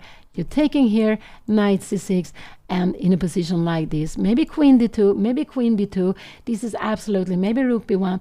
But we have lots of space and we can defend this also with c5. We can start kicking it with b5. This will be just very nice for Anna. So Anna, with her last move, she is planning to take over the game. She's absolutely planning to take over the game. And her opponent can defend with rook b8 is one way of defending, because if the knight comes to b6, it will not hit the rook. So this is the idea. And the plan with rook b8 is to go b5. So this could absolutely be one move to be played here. Another move could be to make a decision. What are we going to do with the bishop? Are we going to take the bishop here on d2, or are we going to move it back? And if we move it back, bishop c7 looks such a natural move, just to keep it here. So these are one of the 3 moves I am expecting her opponent to look at here. He played bishop c7. He played it quite quickly. Here we have it on the board. He played, and now I guess Anna will go b4 here. I think this is what we will see here. And what could he do now? If he takes, he will take probably on d4. And can he go bishop d7 here now? And now I like rook fe1. I think that b5 would not be such a good move. Knight c3. And if you take here now, we will go bishop c4. And now you can see this is just such a tremendous threat. This is just we get d5 in, and maybe not d5 is right here because we need this, but maybe we go something like here, and you have to go queen d8. Now we could have go d5. We can also maybe take the pawn. There are things happening here. So he played, bishop c7 was played. He played quite quickly, and Anna played b4. And she also played it quickly. This was just, I guess he will go b6. And very important to see, b5 is not possible. Anna would actually just grab it. She could even go knight c3, but she can just grab it. So this is not possible. And after now Anna is planning b5. So rook b8 is not possible because we have this b5. And you see now the knight that will actually win a piece. Wherever the knight is going, we see this bishop will be trapped. So just to show that now after b4, Anna has some plan with going b5 and b6. The rook stands better on a8 than on b8. And the best her opponent can do is either to go b6 or to take here. And I think he will go b6. I think, yes, he wants to go b6. And after a move like b6 here now, Anna can absolutely take on c5, but maybe she can she go some slow-mo? I'm just wondering. Or, well, we have bishop d7, where we have this position here now. What is going to happen? So maybe h3 is not a good move here. Maybe we should take here, play this position, and go bishop c3. But now this knight is on the rim here, and here we have a plan. I'm wondering, if you go something like rook b8, do we want to take on f6? I'm not sure we want to take. After queen take f6, we can go here. How is this? You go queen e7, and you will pick up the pawn. You have the bishop pair here. No, we really don't want to play this. But this could be, so I expect our opponent to go b6. Yes, because he's been sitting. He has just played the position. He didn't want to make so many decisions. So I think he will just keep the position. He can take on d4. He can take on b4, and he can go b6. But I expect him to go b6. If he goes b6, Anna could also, can she goes maybe bishop c3 if she wants to do, it could be possible. But now maybe he can go b5 here. Maybe this could be a possibility. Yes, planning. I'm not sure what is going to happen here. We have this knight e5, bishop b5, and what is going to happen here. Maybe this is absolutely fine to play. I have no idea what is happening. This is getting, after this and b5, I guess this is getting fine for black because this knight is not standing so well. So has he played? I will go back, sorry, moving around. The last move was b4. This was played, so I think he will play b6, either taking on d4, but I think he will go b6, or he could take one on pawns, but I guess he will go b6. It's more logical because it's more the way he has been playing here today, not doing so much. If you go b6, it could be Anna take on c5, or she go bishop c3. These are the moves I expect her to play. It could also be that after b6 that she will take here, and go rook b1. Could this be possible? And yes, now she wants to go knight b6. If you go bishop d7, we will probably go knight b6, and if you grab it, we have rook take here, and we are getting in a rook here. So but here black can absolutely go here, and we are taking what are going, if you take maybe back with a knight here and a position like this, maybe this is getting about equal. If you go c5 here, now we have knight e2, and you cannot go e4 because I think we will just grab this. So it's just getting, let's see, this is very far away, but I expect her opponent to play. He has a little bit less time. I forgot about the time.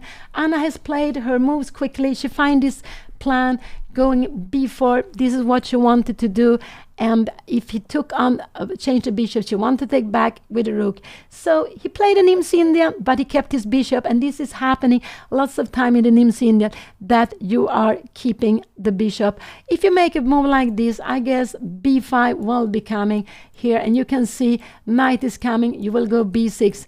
Maybe not, you will not go b6 here, but we will take on c5. We will just win this pawn. So this is not, b5 is a threat in this position. This is absolutely a threat here because c5 is hanging. So he has to either defend the pawn with b6, and this is the move I expect him to play, or maybe take somewhere here, because Anna is threatening b5 very, very strongly, because the knight doesn't have any good square to go to. So this is absolutely something he has to defend. Again, she's threatening b5, maybe later b6, or if you take on b5, the c5 pawn will be hanging. So let's see what he will play here now. It's getting so exciting. They have about half an hour each. I'm very happy to see Anna has more time than her opponent. She has 5 more minutes, but they are both like to take some time. And after, if he goes b6, what will I expect? I will expect Anna to take on c5 and rook b1. This is what I expect her to play if he goes b6. He can take on d4 also. He can go like this. If you go d5, I think this is not such a good move because we have b5, and after we could have bishop b4 coming. No, you don't want to allow this. No, you cannot almost allow this. This would actually be knight a5, bishop b4, bishop d6. I guess we have something like knight b6, and we can see this rook is under attack, this knight is under attack, this bishop is under attack. This would be just winning for Anna. So let's see. Here is the position. Has he played? Yes, no, he hasn't played. He is spending some time. Anna played b4. She is taking more space. She is playing, and this is absolutely fine. It's very important to have a plan, and she could see that she can take more space here on the queen side, and that's why she went rook a1, because if her opponent would have taken on d2, she wanted to take back with the rook, controlling e4. She thought the queen is very good here on c2, and so this is what she did. But her opponent went back with the bishop, and now he played b6. This is absolutely the move I expected him to play, and now I expect Anna to go. I expect her to take on c5 and rook b1. He played his b6, And it goes very much with the position he has been playing. Anna can go, she can go bishop c3, yes, planning to take on c5. She can go rook b1 if she wants to, or she can take on c5. She can also make some little small moves if she wants to. We can say that the opponent's position is very solid. Now his plan is actually to put the bishop, I think, on d7, not to put it on b7. Maybe she can go here. If bishop comes here, no, you don't want to go here, we would take here. We see this a pin. This would absolutely be a mistake. If you come here now, and if you go here now, we would actually go, maybe we would just take here, and you need to take, and we can just drop in with the bishop here, bishop b6, and we will absolutely, you take with a knight, and we will have the bishop pair here now. Maybe we can go d5, we can also go bishop c3, we can go queen a4, and maybe even d5 is also a nice position. But we are having the bishop pair here, and you can never take because a6 is becoming so weak. So I expect Anna to play, this was the last position, b6. I expect her to go maybe bishop c3, maybe take and go rook b1, or maybe rook b1 also, but I think bishop c3 is logical. Maybe she will take on c5 first. This is what I am expecting Anna to play in this position. But it could be that she doesn't want, after this, can we take here? I don't know. Can we go b5? This looks so crazy. What will happen in here? This would actually be good for her opponent. You see it? Bishop d7, you're getting some activity here, but it's such a big move to play. No, I don't believe her opponent would play this. But you can also take on c5 before you go bishop c3 or rook b1. But yeah, I expect Anna to take on c5 and rook b1, yes, to put the piece here on b6. This is what I expect her to play.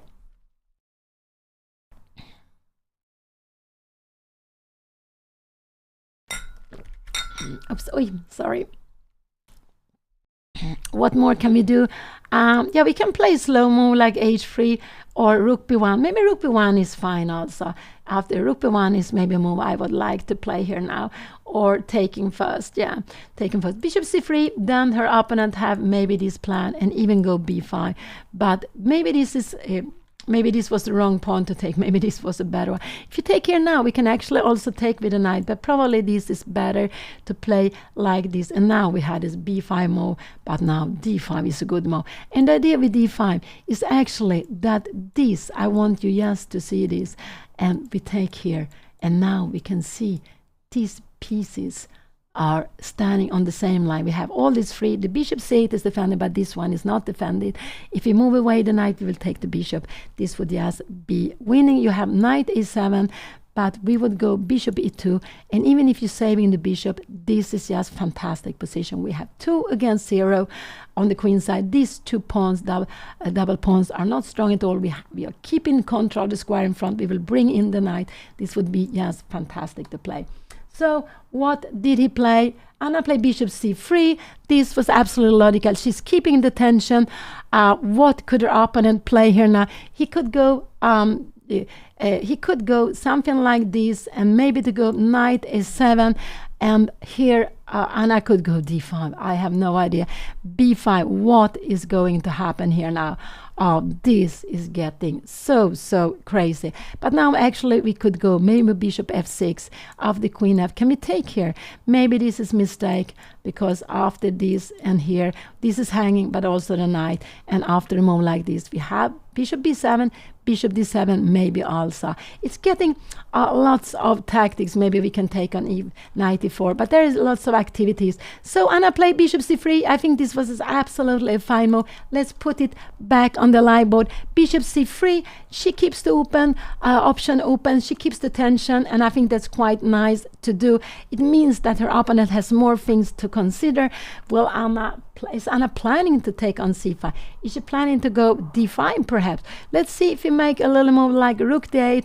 Could it be that now that Anna will take here, we will take here and take here? You take on f6 here. Can we take back with the queen? It could be, but we have queen e4. What is happening? There is some pin, bishop here, and now we have knight c5.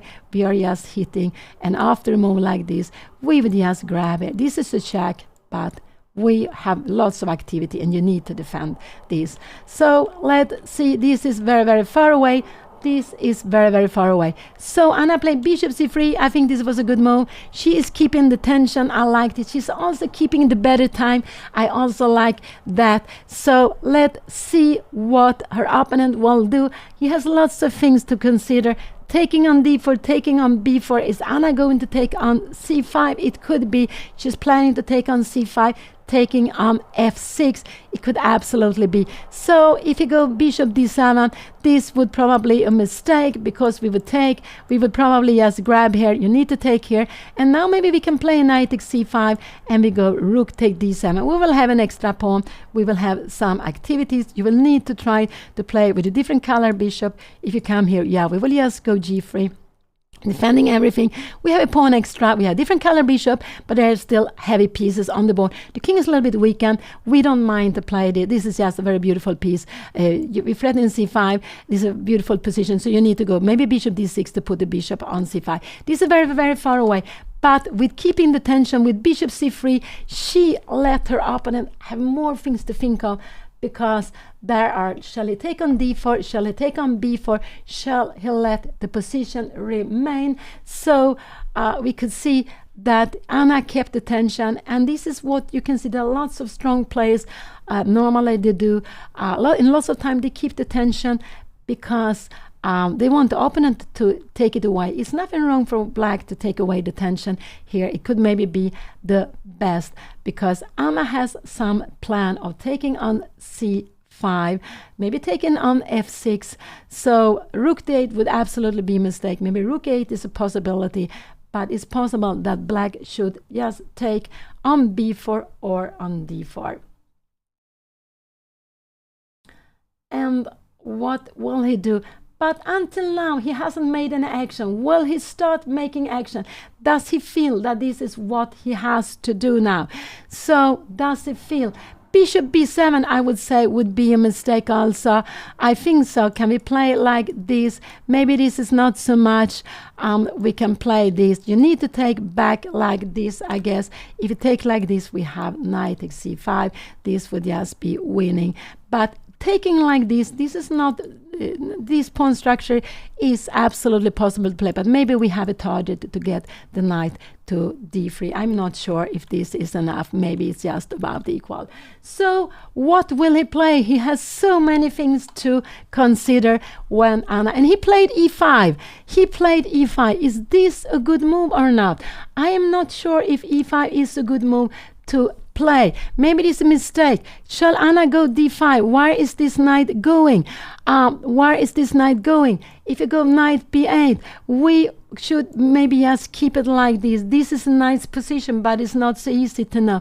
e5, what more can she go? Anna can take here first and then go d5, but the plan is to go maybe d5. So he played e5, and if Anna takes here, this will be about equal position. This is actually, he didn't want to allow Anna to go, and now knight d4. She can absolutely play this, but now we have this knight d4 tactics, and you will get the bishop. Maybe we'll go bishop f3. I have no idea what is happening. We have some tactics. Queen e5. We have g3. You are taking on c3. And if you take on a8, could this be some? I have no idea. No, we have knight f3. Could be that we go knight at d2. I have no idea how this position is. If you go something like this, bishop f5, yeah, this would be winning on the spot. So after a move like this, we need to come back with the bishop to g2, and after bishop a5, you stay with this pawn, but we will just grab it and we will play this position, which is about equal. This is so far away. So he played e5.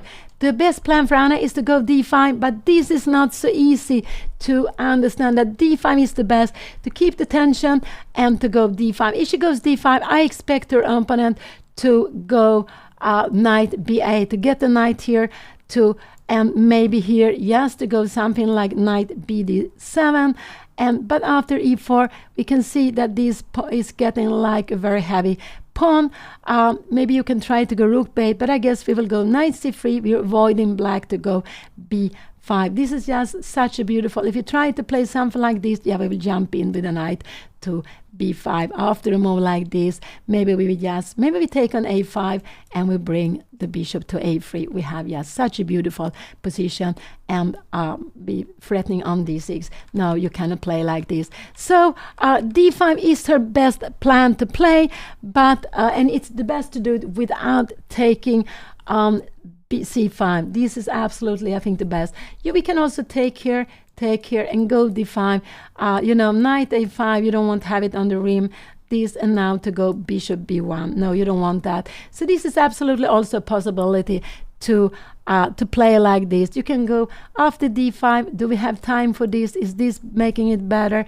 Maybe knight a7 now to go some b5 here. Maybe we'll go knight b2. You have b5 here, and I guess we will go e4. If you grab it here, we can take it back with a knight on c4. This knight is planning to come in here, and knight b4, I guess we will just bring back the knight, and we have some plans of, I don't know, maybe this is okay. Maybe this is actually okay to play for black also. And now it looks like an old Indian all of a sudden. So let's see, what will Anna play? e5 was, so finally her opponent he struck here with e5. The best Anna can do is to go d5, but it's not such an easy choice to make here. She can also take maybe on c5 and to go d5. These are actually what are the best plans for her. But to put the pawn on d5, and it's just to not open up for the position, because we see the opponent's pieces are very cramped. If I'll go in d5, her opponent will need to go back, and it could be that it's actually better. Anna played. What did she do? What did she do? I don't know what she did. She played d5. She played this beautiful d5. Will he now go take on b4, or will he go back? Taking d5 was a very, very good move, and she played it, and she didn't use so much time. She has better time. They're down to 20, she's down to 28 minutes. The 8 minutes, her opponent has like 23 minutes. Now again, is he going to take on b4? He could do that. Actually, how is a position like this? I have no idea. Knight c3, and we are going to put the knight on d5.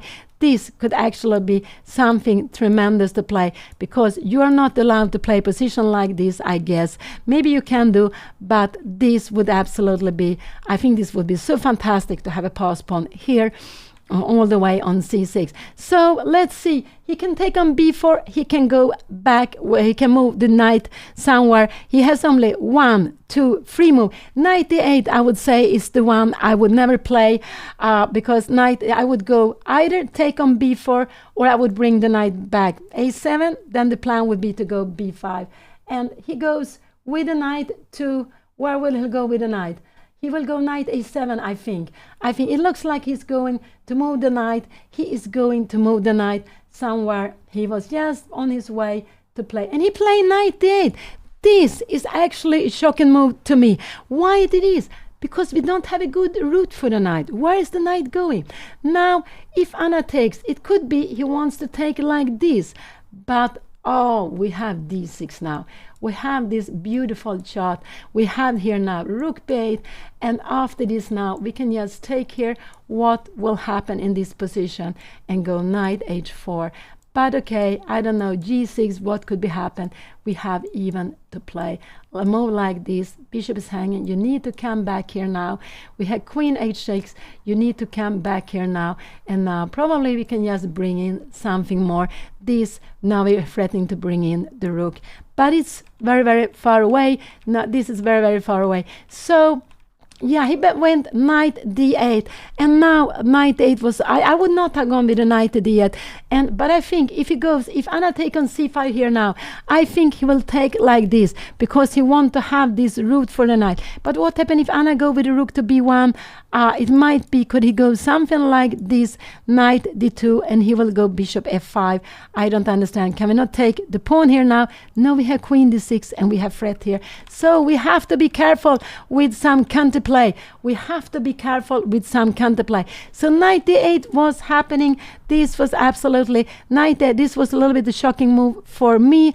It was absolutely a shocking move. But if Anna takes on c7, I expect her opponent to take back with the pawn here to take with the d pawn. Maybe Anna could go e4 here. Could this be fine? Knight b7. Can we go rook b1? But we have still now, do we have time for knight d6? No, we don't have time for this. After we grab here, you're taking one of our pawns. We will also take maybe the pawn on e5, maybe rook a1, but just grab it. We will just have an extra pawn, maybe keeping the bishop pair and everything. So let's see. He played knight d8, and that's what the move I wouldn't have played. I would not have gone knight d8, I believe, because I don't see the route. And now I like to take on c5. I really like to take on c5. This is what I want to do and bring. I would like to go here to take here now. I guess if you take with the b pawn, we can go maybe rook b1. We're not scared of e4 any longer because we have knight d2, and you will need to defend this with bishop f5. And now maybe yes, we will grab the pawn here. If you go queen take, yeah, we can just take it here. And if you take like this, you can see how weak we even have this beautiful bishop f3. Wow. But rook e8, what is happening? We are going to play. And after this, we will just grab here. And we have such a lovely pawn structure. And knight is coming to e4. So let's see what can happen. But I hope Anna will take on c5. This is what I hope she will do. And she took on c5. She played it quite quickly. This was a good move. I think he will take with the d pawn, and this is actually what is more scares me. If you take with the d pawn, I hope Anna will go e4. I just hope Anna will go e4 if it takes with the d pawn, because there could be some tricks otherwise. So Anna took on c5. This was very, very good move. Let's see now. I'm more scared if it takes with the d pawn. After taking with the d pawn, this is the best move, but this is just so difficult to play. Knight b6 here. We take on c8. We can also go knight d5 if you want to, but we take here. And what did he play? What did he take back with? Did he take back with? He took back like this. This was absolutely a little bit scary. Now I like rook b1 is a good move because this bishop is not playing, and this knight doesn't have a route to get into the game. It doesn't have a route. It needs to get to f7. You need to move the f pawn, and then you get it into the game, because the knight would be better on b8. Then you have this route to d7, but here it's standing in the way. So I like now very much to go rook b1. e4 is also a nice move. Maybe knight d2 is also a good move. Yes, stopping e4. So you have different moves you can play here now. And rook b1 is absolutely a fine move. E4 is a fine move. Knight d2 is a fine move. All of that. So he has kept it symmetrical. But we can see this knight is not standing well here. This knight doesn't have any good future. And it just makes it difficult. It stays in the way. If black could change one piece, it would be to dreaming to change this knight against any of white's pieces. But it's far away from getting it changed. Taking with the b pawn was probably the strongest, but I was more concerned taking with the d pawn because it could be that this bishop would wake up. Now this bishop is hitting the wall. So yeah, I like rook b1. Knight d2 is maybe possible, but rook b1 I think is fine. And if you go bishop g4 here now, we will just go. We can go h4 here. We can also go e4 in a position like this. Maybe you have something like queen e8 here now. And I don't know, do we want to go here? Now you have rook b8. No, this is mistake. Now there are some tricks here against knight, but we go knight b2 and we will go rook e1, just keeping control of everything. It's just not easy for our opponent to play. Maybe knight b7, what are you going to do? And now maybe we are bringing in the knight. Or do you want to go something like this? No, we take the bishop. We take it here. And if you go knight a5 here now, we can go even g4, maybe go knight e3, keeping everything under control. And we have some plan of g4 and putting the knight on f5. And this knight has not become anything better. So I asked, d5 was played. Knight a8, this was played. Our opponent took back. This is the position. Anna has played, sorry, she has played. What did she play? She played rook b1. This is absolutely a fine move. What will her opponent play? I think her opponent will go knight e8. Could it be knight e8? And we will go knight b6. What will her opponent go? Is he going to go here to let Anna play like this? But here we actually have queen f5. The rook has to come back. And we can go, what is happening here? You need to go some g6. And we have queen h3.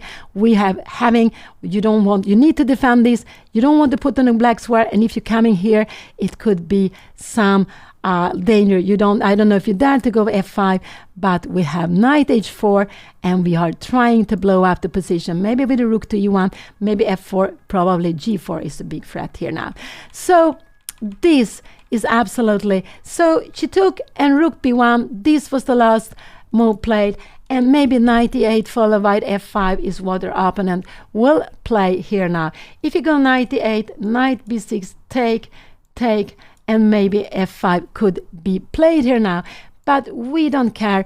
We just put this pawn here. Maybe you can go f4 now. But after a move like f4, maybe e4 is not what we should play. Maybe now, later on, you can start an attack here now. So maybe not e4, maybe just bishop d3, controlling all the squares. And we are not bishop d4. We're not scared. We can go knight d2.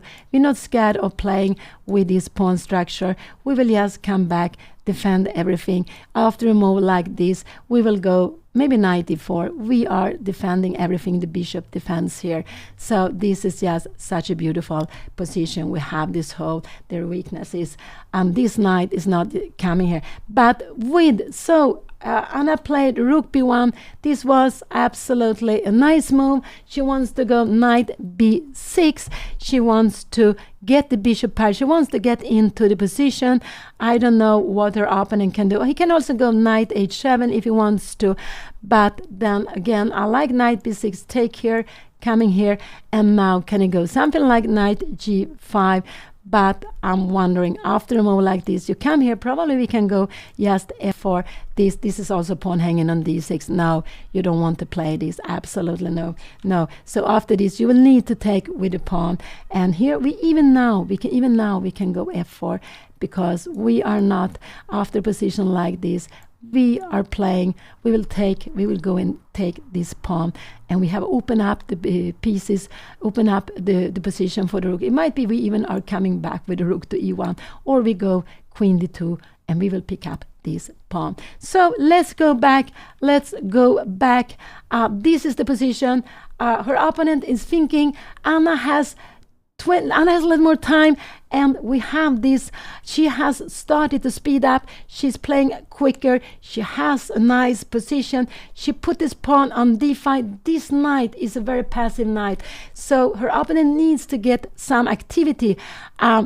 If he goes knight d7 to stop here, then maybe e4 is a good move. Maybe can we go bishop d3 also? It could be possible to stop f5. It's also, but after that we can go e4. We are stopping f5. And if you come here, yeah, we can change this. Maybe knight d2. We have some idea of knight b3, knight a5, and it's not so easy for black to do something. You can go f6, knight f7, but it just, I don't know if we just would bring here. We can maybe try to bring this up. Maybe we can go bishop d3. I don't know what plans we are doing, but we have more space. We can even go bishop h5 here, yes, because with all the pawns on white squares, it could be, or maybe we could go bishop g4 in a position like this. Could also be possible. After knight f7, we have bishop e6, and we are just putting the bishop here. This could also be possible to play. Let's see what will happen, because in general Anna doesn't mind to change this bishop for that one. So the last move was rook b1. She played that. Has her opponent not played? No, he's playing slower than Anna. He's taking his time. He's also under pressure. Anna has more space. She's planning to jump in with the knight to b6. This knight to b6. She could also maneuver to d3 if she wants to, but she's planning to jump into b6 to get one of the bishops, so her opponent can stop it with knight d7. I think actually this is what he will do. I think he will go knight d7 to stop Anna from jumping in here, and then after knight d7, his plan is to go f5, and I just think Anna should stop it. You can even go g3. With the plan of f5, you go maybe knight h4. After something like bishop f7 here, we have f4. and we are open up the position for the bishop. This is just getting a dream for white to play. This is just very beautiful. And this is actually something very thematical in King's Indian, that when black is planning f5, you can go this little g3 move. Then normally the bishop is on g7, here it's on c7, and especially when h6 is played, because you go knight to h4, and the plan is to put pressure on g6. So it's g3 is actually a very common maneuver to play against the King's Indian. Here this is more like an old Indian. We have the bishop on c7. The most normal would have it on e7. It looks like an old Indian, but it started up as a Nimzo Indian. So rook b1 was played. Anna is putting pressure on the position. She's putting pressure on the clock. Her opponent has to make something. I guess he will go knight d7, planning f5. And this is also one of the questions we should always make. After each move, what do my opponent want to play? And if he goes knight d7, he wants to go f5 because he needs to get this knight into play. And a knight on f5 is actually normally quite good. It stands close to the king. So this is the plan. And then Anna should stop it. She could go this little beautiful g3 move. She could go e4, or she could go bishop d3. All three moves are good. But I think she should play against this f5 if knight d7 comes. And I expect him to go knight d7. I absolutely expect him to go knight d7 here.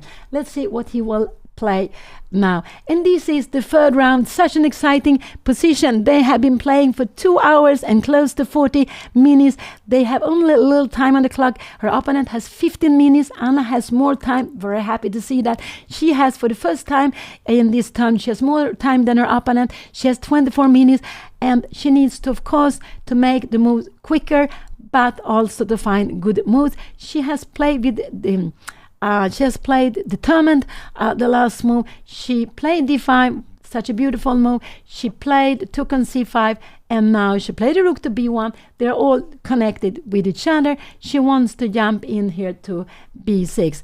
I don't know what can her opponent play here now. He can absolutely go move to bishop b7, but the knight, the piece is just very, very badly placed there. So no, I don't expect him. He played knight d8, and the plan for him with knight is to go f5. But now Anna can take the bishop pair, and I just think bishop b6, knight b6 is a good move to play. Will Anna play this? I'm not sure if she will do that, but knight b6, and if she goes there, I'm sure her opponent will go here. But this and e4 is a very nice position for her to play. After g6, we have this beautiful idea, because after f5, we have knight h4. And you have planned problems with this. You have queen f6, and we can go just f4. Wow. You can go to f6. You need to go maybe here, but then probably we can play like this, and we can actually go f4 again. So this, and after e4, look at this bishop. Wow. No, you don't want to play this. So let's see. So I hope Anna, he played knight to e8. I hope Anna will jump to b6. I guess then I said he will go rook b8. No, I think he will take with the bishop, with the black bishop, and go f5. And this is absolutely no problem. So the point with e4 is actually to stop f5. This is the point with e4. Now you're not stopping f5. This is why I like this move here, coming here. And if you go f5 here now, we can go, actually the move, we can go rook fb1. We can also even go g3 if you want to play. And the idea with g3 is to go knight h4. But we could also go like rook fb1. We might be having some plans coming up here now. Knight f7. And in a position like this, maybe just knight d2. If you go e4 here now, we will have this plan, and knight a5. And we can see, you can get the knight into play, but we have knight f5 is coming to c6. This is just getting very beautiful for Anna. So let's see. So if Anna go knight b6, I hope she will do that. She hasn't played yet, but I think her opponent will absolutely take on b6 and go f5. He wants to get some activity on the other side. and but she shouldn't be scared of that. F5 is also weakening the king side, and it's also weakening the king side. So knight b6, it means if she goes here, he will take here. I'm sure he will go f5, and I can go something like knight. She can also go knight b7 if she wants to. Maybe he will go something like g5 here now, but we can even play a move like this, because if you go g3 here, we can always go, yeah, now we will open up.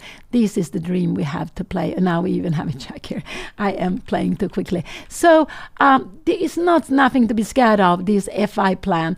Not at all. It will be double-sided. So he played knight e8, but I like knight b6 to be played. I will take a little bit of water. Thank you. Thank you for remembering me.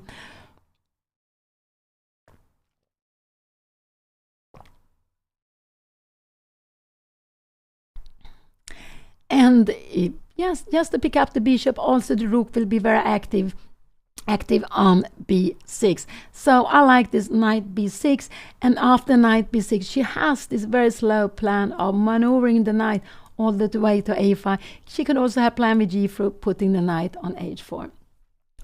So yeah, let's see. Oh, it's so exciting. I hope Anna will not, we take maybe away the arrows. I hope she will not, oh, sorry. Oh, I'm just making more arrows here. Oh, let's see. I will make them over like this, and we got them back. So this is the position. Knight 8 was play. I was thinking he would go the other way with knight e7, but he wanted to keep, he wants to be able to play f5, and I will not be able to stop f5. But knight b6 is absolutely a fine move to play. She's getting the bishop pair. She's getting a rook into the opponent's position. Her opponent will play f5, but this is no danger at all. We can see like this. f5 is coming. If you go f4 here, we will just go bishop d3. Remember, this is nothing to be worried about, not at all. And if you go g4 here now, we will actually, oh, this rook can come, maybe we can take on e5. Probably we take like this, and we have so many pieces coming in here. Oh, this would absolutely be too difficult to play. Now, this is not what you want to play with black, not at all. Queen e8, I guess we can take on h6. Maybe we go bishop b4. We have some bishop d5 coming. No, this is getting very, very dangerous. So the rook on b6, I really hope she go rook b6. What else can she go? I don't know, because if she go e5, her opponent will actually go, he will go f5 anyway. So e4, f5, I don't think this is absolutely possible to play. And now to go knight d2, she can absolutely play that. And if you go f4, we go knight b6. And in a position like this would probably be a mistake, because we're bringing out the bishop to g4. It's such a beautiful square. You will now have to come back, and we will keep this bishop here all the time. You can even go some f3 if you want to, if you're scared of something. This is just fantastic to play. We can play bishop f5, whatever, but this is a very, very nice position to play. So we're not really scared of f5. So knight d2 could be possible. e4 is absolutely possible. Knight b6. I think her opponent went up. Anna is down to 18 minutes. So all these moves are fine. Knight d2 is fine. e4 is fine. Knight b6 is fine. Just keep the game going. Most important is not to spend too much time here, because Anna has such a nice position here. I prefer maybe knight b6, but all these other moves are also fine. f5 is the plan. So this is maybe why black wanted to go with a knight to d8, to go f5, knight f7. So let's see, knight d2, we go f5. If you go knight b6 here now, we take it. You will go maybe something like knight f7 here now. Now we can go even bishop d3. We can go rook f b1, and yeah, f4 you cannot do, because we will always take when you have to take with the knight. And now maybe bishop d3, maybe also knight f3 could be possible, putting a grip here, but also bishop d3, and we are planning lots of things here. Knight f3, knight e4, rook to e1. This would be a dream. So if black goes f4, he has to be, and Anna takes on f4, he has to be ready to take back with the rook. He never wants to take with the pawn, because it would open up the diagonal for Anna. So here Anna, we have this position. She is thinking, and she's spending some time here now. I just hope she will not use too much time. Lots of moves are good. I don't like bishop d3 because after bishop d3, f5, you will need to go back. But even this is possible to play. For you coming back, and now you will actually try to get a knight here. But we will go here. Let's see. You will go and knight e5. We will absolutely, I don't know if you can go rook fb1. How are you going to improve your position? Maybe knight to f6. And I don't know how is a position like this. It could be that we want to, but we are keeping everything under control here now. Absolutely. I don't know. We can go bishop a5. Could we try to bring? I think I like the knight to stay here. I want to have more pieces close to the king here. Absolutely.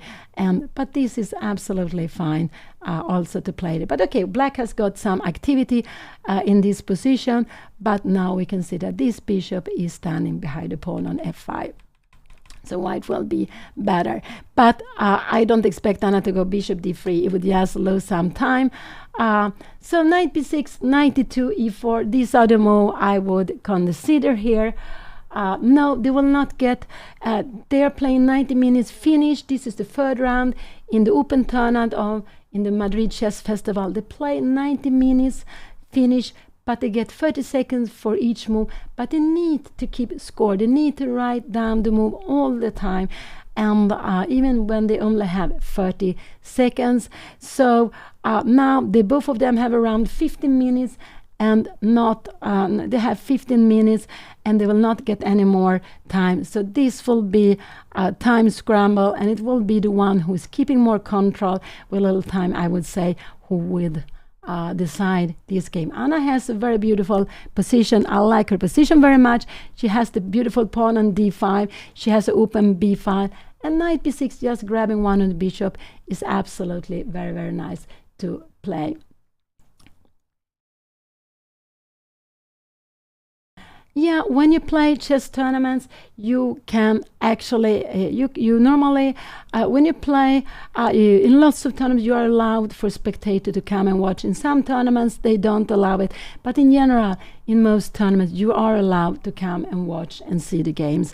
And important is that there are some space, that the players, those who are watching, are not coming too close, that they're not start speaking in the playing hall. Of course not, because you would be you know, for the players, this is not good. You need to have it very, very quiet. But normally, in lots of time, the spectators are allowed to come and watch. Now Anna has been spending like 20 minutes, 20 minutes, 10 minutes, but I think this is a little bit too much with so little time. If she spend another 10 minutes, she's down to 5 minutes. No, it's not so critical, this, and maybe this is what she believes, but it's not so critical.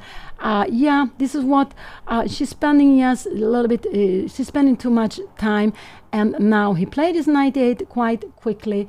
And before Anna had like 10 minutes more. Now again, she's getting into a little time, and this is what worries me. The position, no, it doesn't worry me at all.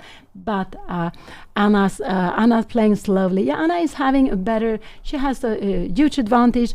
But of course, you need to keep on playing well.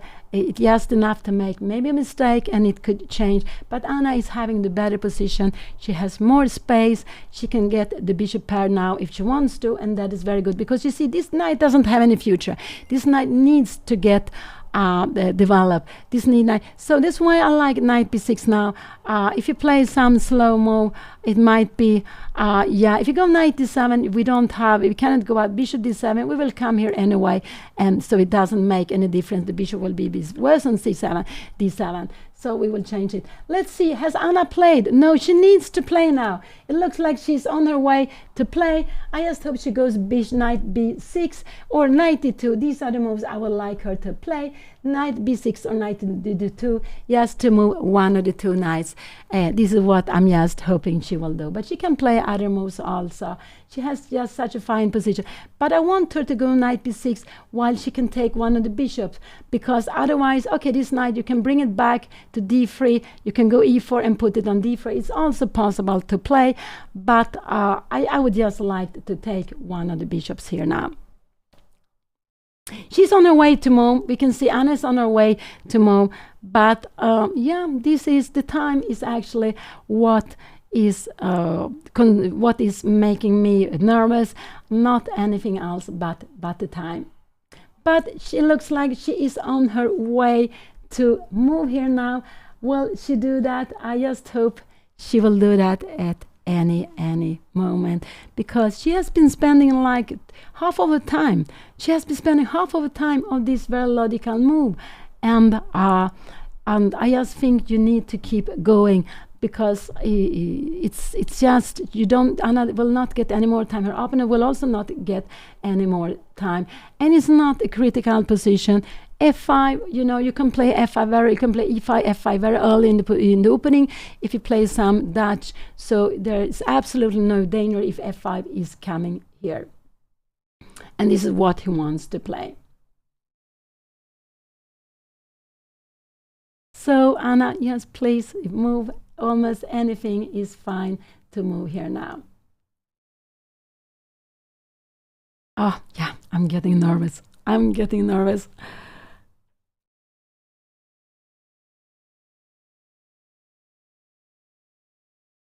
What will she do? Knight b6, knight e2, e4. These are the moves which are very, very logical. It looks like she's worried about f5. I don't know. I don't like a move like g3, because then this knight will stay on the rim. No, I don't like a move like g3, because g3 here, it would actually let her opponent maybe to move around here. Come here now. Can we go some f5 move here now? No, this would actually be a mistake. We have, and are you coming something like this, and we have maybe bishop f1, maybe even queen d1 could be a possibility, but maybe bishop f1, and we are taking back, and now we are planning to go f4. You maybe need to go g5 here, but even this is absolutely fine to play with, planning to go b4, f4 here. So let's see, but I wouldn't like her to play this. But actually, I want Anna to play a move. She's down to 10 minutes. She has been spending like 15 minutes on this move, and that is a little bit too long.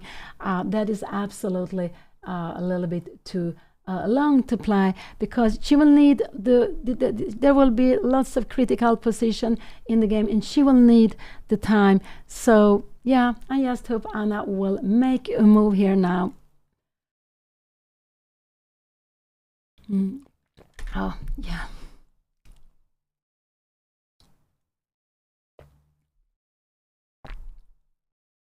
And now she's down to 9 minutes. That is, yeah, it's just too much time. Let's see what she will play. I think she will go knight. If she will do something with her knight. I think knight e2 is coming. This is what I think she will do. She's looking so much at the king side. I don't know why she's getting worried about the king side, and because she's absolutely fine in this position. She's absolutely fine here. But she's fine, but not so much time, only 9 minutes. And this can actually be the problem for Anna, not the position, but her time, and that she will go wrong very quickly. But she will go wrong at some moment, because she doesn't have so much time. She's looking at the king side, so I don't know why she's so concerned about the king side. You can always play f5 in the opening. You can play it quickly. E5, f5, there are some ideas with playing that quickly also. So it's not something, and she has played against this with e5, f5. So, but here, her opponent is getting some activity, but it's nothing to be scared of. And it could be with little time that you are seeing some ghost. It could absolutely be like that. So knight to b6 looks very, very normal. Her opponent is getting up again, and Anna has been spending, she has been spending too much time, 70 minutes. She has been spending so much time, and this is what worries me so much. And they have only played 18, are only down to 8 minutes after 18 moves. Yeah, this is actually not so good. And this is what happens. You cannot fall asleep with a time like this. You cannot spend too much time on one move. And it's not a critical move. Black will play f5, some activity on king side, but we are not scared of this activity. She played knight e1, but this is the wrong route, I would say. She played knight e1. Why did she go here? Because she wants to go f5. She wants to go f4. So this is why she wants to go. After f5, she wants to go f4. This is her plan. But I'm wondering, can we now go e4 here now? Maybe this is not so good because we will bring out the knight here. But you see, this knight on e1 is not standing so well either. If you want to play this, I would have loved to play this with the knight to d2. I would have preferred to play it like this, knight to f5 and f4. This is what but of course, because the bishop is hanging, this is why she played it. So this was the logical way to play it. But I'm not so happy with the knight on e1. But her plan is, if you go f5, Anna wants to go f4. She wants to play this. If knight f7 now here, we can go knight d3. And if you go e4 here, we put this knight on f2, and this is actually a very beautiful knight here. And we have some plans of going g4. If you go g5, no, you don't want to go g5 with this bishop. No, you don't dare to go g5 with this bishop. So this is her plan. She played knight e1. This is absolutely a nice move. The plan is, if black goes f5, she will go f4. This is what she's going to do. She's going to go f4. And she went with a knight e1. I would have preferred her a knight on d2, but she needed to have the bishop on e2 defend it. So this is why she played it.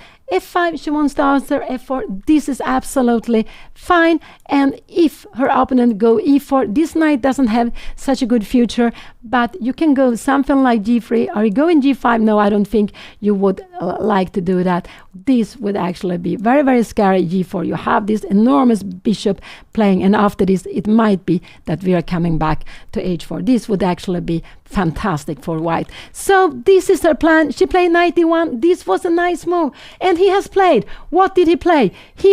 What did he play? He played e4 near here now. But now f4 is a good move to be played. He wants to stop Anna from going here. Now, she can go queen d2 if she wants to, but f4 is a good move, and he wants to take here. And after here, she can actually just take with the pawn. This is actually no problem. Maybe rook f2 is a better move. After knight f6, we just grab the bishop. What is going to happen? We go rook b3, and you're coming back, and I guess we have this beautiful knight h4. So he played e4 very quickly. He played against her plan, and now Anna needs to go f4. I think she should go f4. Could she go something like queen d2, f5, and now go f4? She could absolutely play this, and her opponent will take here now, and now take with the bishop. Their opponent will bring in the knight here, but now we have knight d3. Maybe the knight is coming here. We have a knight to f4. This is good. So I hope Anna will go after e4, that Anna will go queen d2, planning f4. This would go f4 directly. Is absolutely a very good move now here, but it's more difficult to play f4 when the pawn is hanging. But now we see this bishop is playing. This was her plan. She can go knight b6, she can go f3, she can go f4. All of these are very, very good moves. But she has only 6 minutes, and he played this very, very quickly. He played against Anna's plan. He played e4, but f4 is a very good move.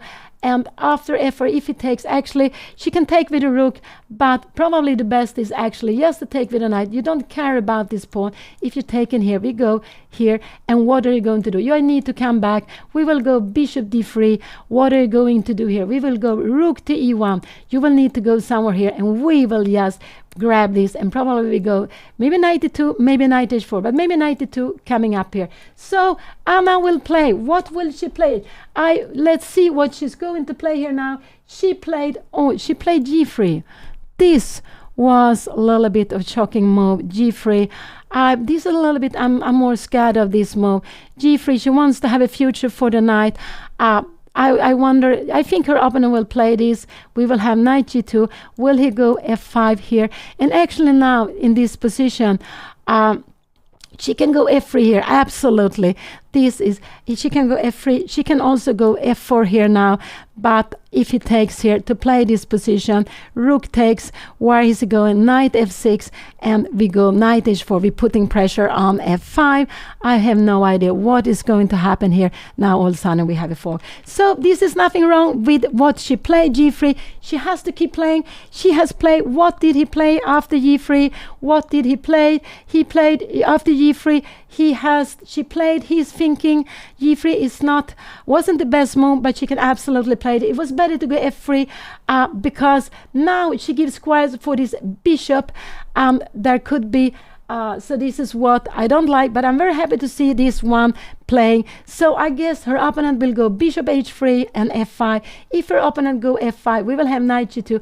I don't believe her opponent will dare to go g5, but it could be that he will do that, try to get in f4 in this position. Absolutely, I don't know, after knight b6, could this be happen? Are it possible to play this? No, we will just grab it.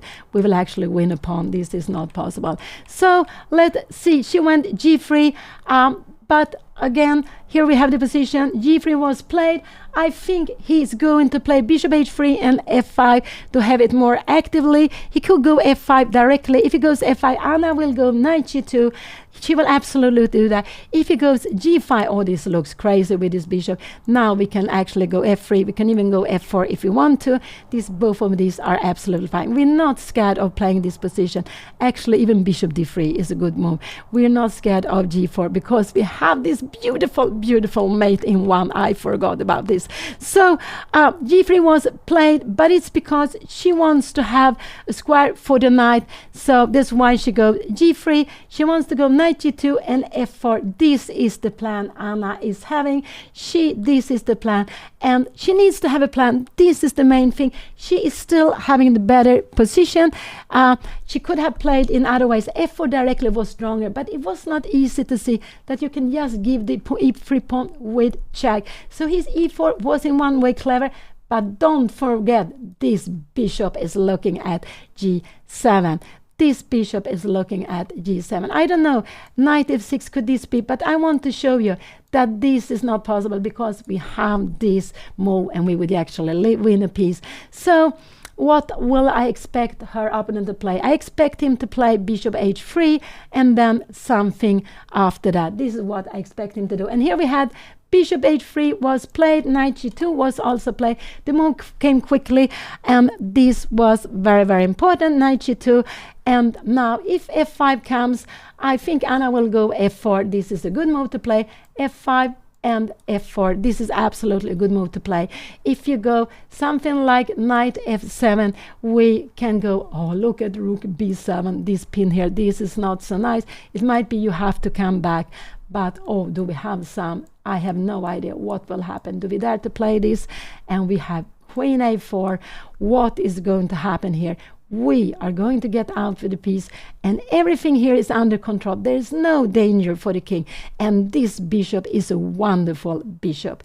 This we threaten to take. We are planning maybe to bring in the rook. Let's go back to the position. I'm so sorry, getting so exciting. She played and he played f5, and now I hope Anna will go f4. I just hope she will go f4. This is just a very good move to play f4. It's a little bit like yesterday. Remember yesterday this morning that you need to stop. f4 is very good because with the pawn on f4, the knight doesn't have any square, so she needs to go f4. This is absolutely a very good move to play. I just hope she will go f4 and just to take squares for her opponent. This is just such an important move to play. She can go knight h4 actually. This is actually also possible, and if you take her on f1, the best is just to take back. And even a position like this, Anna is better. After queen f7, we will have, oh, we have this g4. This is just, wow, how can we? But this is impossible to play. No, she will not play this. I just hope she goes f4, and this is very important because I want this pawn to stay here to take away these two squares for the knight, because after f5, her opponent is planning knight f7, bringing up the knight. And now he goes up. Anna is down to 5 minutes. Actually, I think he goes up because he's getting nervous with Anna's time, and he wants to a little bit get relaxed. But f4 is such a good move. f4 is a dream move to play. If you take here, you can take with the rook. You can take maybe with other piece. This is not anything problem. So just f4, just play this f4. Look at the king side. Just go f4 and just go f4, Anna, because the plan for our opponent is to go knight e5 here. So you want to go f4 as quickly as possible. A little bit like the game today where Anna needed to go f5 as quickly as possible. Here she needs to go f4 as quickly as possible, because also probably black will take. We take with the rook, and now this knight is ready to march up. This knight is absolutely ready to march up. So I do hope Anna go f4. But and you can play other moves, but f4 this is the plan for our opponent to take this square. So we absolutely need to get That's why I want, this is actually possible to play, but I would say that this is impossible to play this. Now maybe bishop h5. I have no idea. After knight f6 here now, we have bishop d6. We will actually grab this pawn. So this, if you go somewhere here, probably we have something like f4. This is getting fantastic. We have the two bishop here. This is enormous. But this is just a Petrusian rook exchange sacrifice. This, I would say, is not easy to play. But she needs to play now here. She needs to play. And I think actually, no, rook c1, I want this pawn. You can go rook c1, but knight f7 will be coming, and knight f4. Yeah, you can go here. After a move like this, g5 will be coming. So, no, I want her to go f4. I absolutely want her to go f4. If he takes here, you can come here. You can go g5 here if he wants to. But we will put more pressure here on this. Knight f7, we will go maybe bishop d3, and if knight e5, I guess we can just take here. You're taking back, and we actually just can grab on f5. This would be just winning. So f4 is the must move, I would say. If she doesn't go f4, I think she will get into problems because her opponent has this plan, knight f7, bringing up the knight. She can also move away the rook somewhere, rook to c1, and then to go f4. But after rook c1, g5 will be coming. She could go here, and now go f4, but this would actually be so much worse here now. Knight f7, and her rook is not good here. It needs to be on the f line. So I want her to go f4 here now, and I don't understand why Anna is spending so much time. But it's just she's spending so much time here now. She's down to 3 minutes, and I'm so worried about her time in this position. I'm getting also a little bit worried about the position. It's nothing wrong with the position, but she needs to go f4. And it was like this morning, she needs to go f5, and because the knight was coming, there was a knight on e5. Now this is planning to get to e5, so that's why she needs to go f4, and she needs to do it as soon as possible, so this knight will not get too much activity, so she will put pressure on f5. So she's down to 2 minutes. This is too little time. This makes me too worried. I think actually Anna is maybe looking at knight f4, maybe knight h4, something giving exchange. But her opponent is getting nervous when Anna is spending so much time, and I am also getting very, very nervous. This is if you go f4, this is the most logical. To take en passant, you take back. But after knight f7, we go knight f4. We got the square for the bishop, and here, where are you going? We can even go knight g6, and this is just winning an exchange. This is just very, very good. So f4 is what the position is asking for, to put the pawn on f4. But I'm a little worried that Anna will not play. She's down to 125, and with so little time, it will be very difficult. How can she change from playing slowly when she has been playing, change from playing slowly to play quickly when she has been playing this last move so slowly? She had like 10 minutes more. She went spending so much time, and now, she will just only play when she's forced to play, and she has only 55 seconds for the rest of the. Let's go f4, please go f4. But I think she will go moving the knight. But f4 is the move I want her to play. Please just play f4, Anna. This is what you want to play. She played knight to f4. What will she have? She will actually have some compensation, but will it be enough? I don't know. Will it be enough? She will, after this move, she should take back here now, and after rook to f7, she will go some bishop h5. She will get it back. So knight f4, it wasn't the best, but it's not a bad move. Her knight f4, her opponents think if you take on f1, I just hope she can. Knight g6, this would absolutely be losing the game after this. She cannot play this. So after knight f4, he needs to take f1, and he did that. He took an f1. Anna took back. Sorry, I'm getting so excited. She took back. This was absolutely the best move. She will get the exchange back, I think so. Queen d7, you can go knight g6. After, he will absolutely go queen d7, knight g6, rook f7. We can go something like f3 here now. can we go knight f6? Is this and to play this position? But I'm getting concerned here now. So it was better to put the knight on h4 than to put it on f4. So queen d7, I'm sure he will play here now, because if he go some other move, queen d7. But now Anna can also actually play, she can go f3, she can maybe play even bishop h5, she can play this beautiful g4 move. This is not so easy to play. Go queen e4, we have queen f5, and in a position like this, we can just play with then exchange less. And how is this position? I don't know. She can go maybe bishop h5 here, and she can be kicking the bishop here. Could she be doing? She can be kicking the rook also if she wants to. And I absolutely have compensation. It's not that. But it was not necessary to play like this. It wasn't necessary. And I'm sure her opponent will not. After rook f7, Anna will just go bishop h5. She will pick it. But after queen d7, he will just keep with an exchange. And this I'm sure he's going to play, because she can go knight g6, but you have rook f7 here now. And so she has this beautiful knight. After a move like this, could g4 be a move already here? It could be. And if you take, we go queen take e4. We are bringing in the piece. But there is a knight here. Oh, I didn't see that. But we have bishop d3. We have some terrible threats. And if you come here, we will just grab it. This would actually be, I have no idea what is happening, but this would actually be absolutely be fine. Anna would have had, it will be about equal. So Anna played f4, knight f4. We put up refreshing here.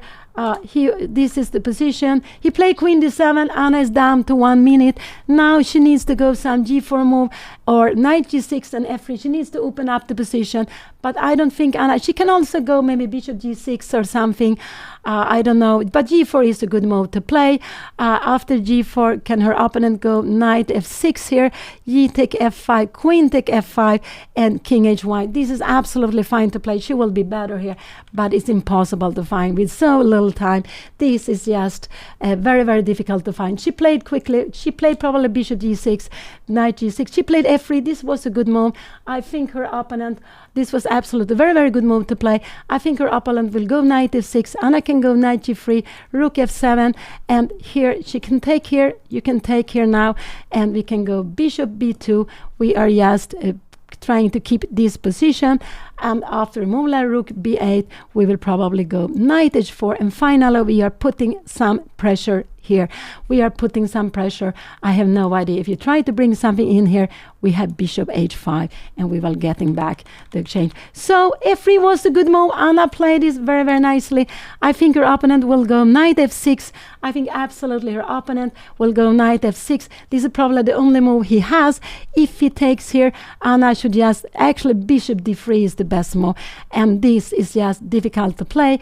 After g5, we have knight g6, and if you go something like rook f7, we will just take on f3. This is just fantastic for Anna. But I think knight f6 is such a logical move. Problem is that Anna has a little time. She's playing this well, but she has a little time, and I'm just worried about the time. The position is still fine. Absolutely. She has a beautiful knight on f6, on f4. She wants to open up. If it takes on f3, I think Anna will probably take back, but this is a tremendous move, because you cannot go knight f6. We will grab the next pawn. So bishop d3 is a tremendous move if it takes on f3. But it's very, very easy that when your opponent take a pawn, that we just take it back. But knight f6 looks such a natural move. She can go knight g6 here, and now actually taking here is good. Can Anna go knight h4? But I wonder, maybe we will just grab back. We have some, and how is this position?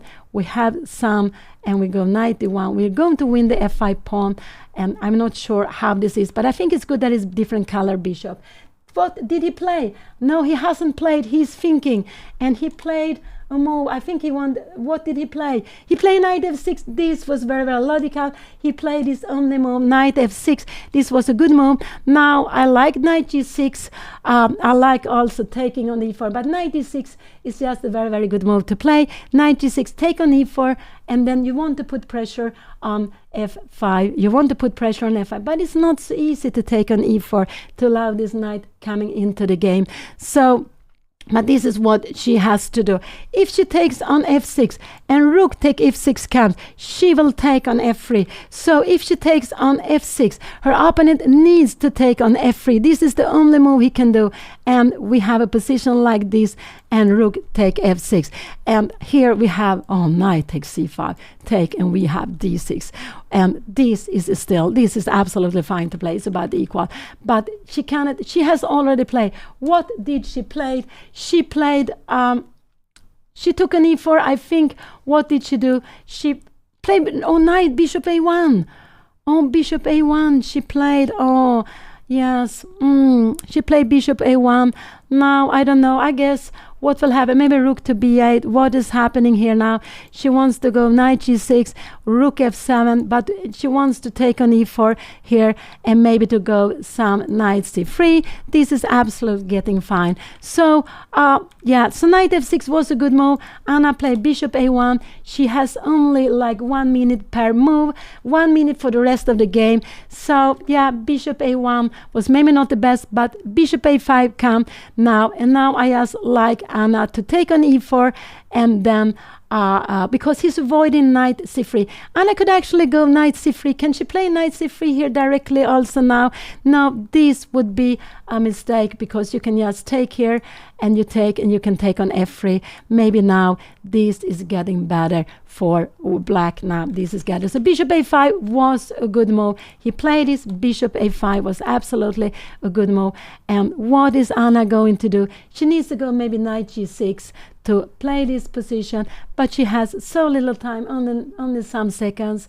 I have no idea how Anna is going to save this, and because the position is still fine, but with so little time, and she's having to change less, she's the one who has to play more accurate. She played knight c3. This was logical. She wants to take on e4, and I guess her opponent will take the knight on c3. This is what I think her opponent will do, but he could also wait one moment. He could absolutely also wait one moment. So knight c3 came here now. What will he do? Will he take on f3? No, I don't expect him taking f3. Will he take on c3? Let's see. We do some rook b8. What is the plan? Taking here. You will take on c3. We will take with the bishop. We take knight take here now. Now again, maybe we will go queen here now. Do we have some queen b7? Bishop d3. Do we have this move here now? Maybe we can keep the queen on the board, and we are trying to get into with the queen. So let's see what he will play. Knight c3 was played. Knight c3 was played. This is the position. I guess he will take on c3 finally, because Anna is playing with exchange down, and she saw some ghost. It was nothing wrong to play with exchange down, but it means she has to play very accurate to show the compensation, and that is not easy. And with so little time, Anna has only half minute per move. It's just he played queen e8. This was actually, this was a fine move maybe, but after this, now this is a very good move to play now. And if he goes knight take e4, we will go bishop h5. So this will absolutely be good. So this was a mistake. Anna took on e4 very quickly. She took on e4, and this was absolutely a very good move. If he takes with the knight, Anna has bishop h5.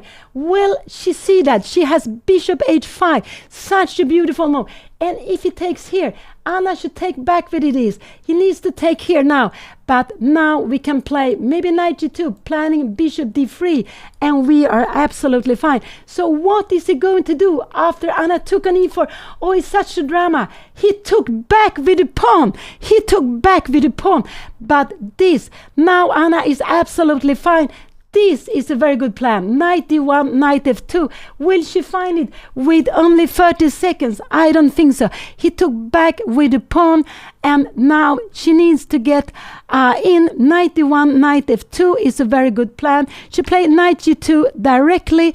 Why don't I like this knight g2? Because now you can go, maybe you can just take on c3, but if he goes rook take f7, and I could actually knight take f7, we could actually play this position, and knight take e4. This would be such a beautiful position to play. But so she played knight g2. She has still a little time here now. What has he played? Oh, has he played? No, I don't know. It's such an exciting position. Knight g2 was played. The best he can do now is actually to take. If Anna takes with the queen, we have knight f7, knight e5 coming, and this is not enough, because after this we have this queen e5 and everything is under control. This would be winning for her opponent. So let's see, knight g2 was played.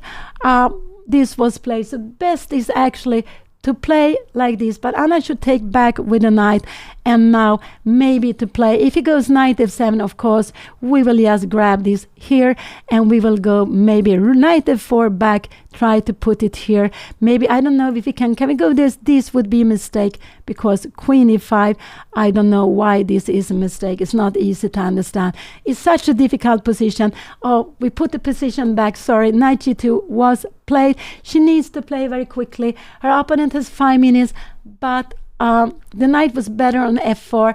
It would have been better to go knight d1, knight f2 to stay with the knight actively where it was. This would absolutely have been a better move. If he goes, I think he will play knight f7. Will Anna then, after knight f7, rook take f6? Can you go here? But now we have rook e6 here. And what we have, rook e6, I have no idea what has happened.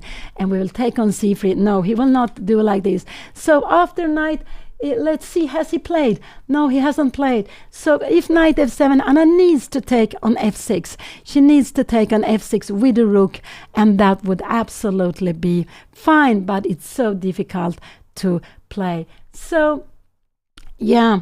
So the best he can do is take on c3. Anna should take back with the bishop, just to have threats against f6. So let's see, what will he do? What is he going to do here now? Is he going to play some... I'm getting so exciting. I'm getting so exciting here. What is Anna's plan now? Anna's plan is, I don't know, if I make a move like rook b8, maybe we will grab here. Anyway, we will go like this, and knight take e4. Where is this going? Rook f8. Rook f8, we will have, maybe we can go bishop d3. But this is absolutely fine to play with 2 exchanges down, but so difficult to play. Has he played? No, he hasn't played. Let's go back to the position.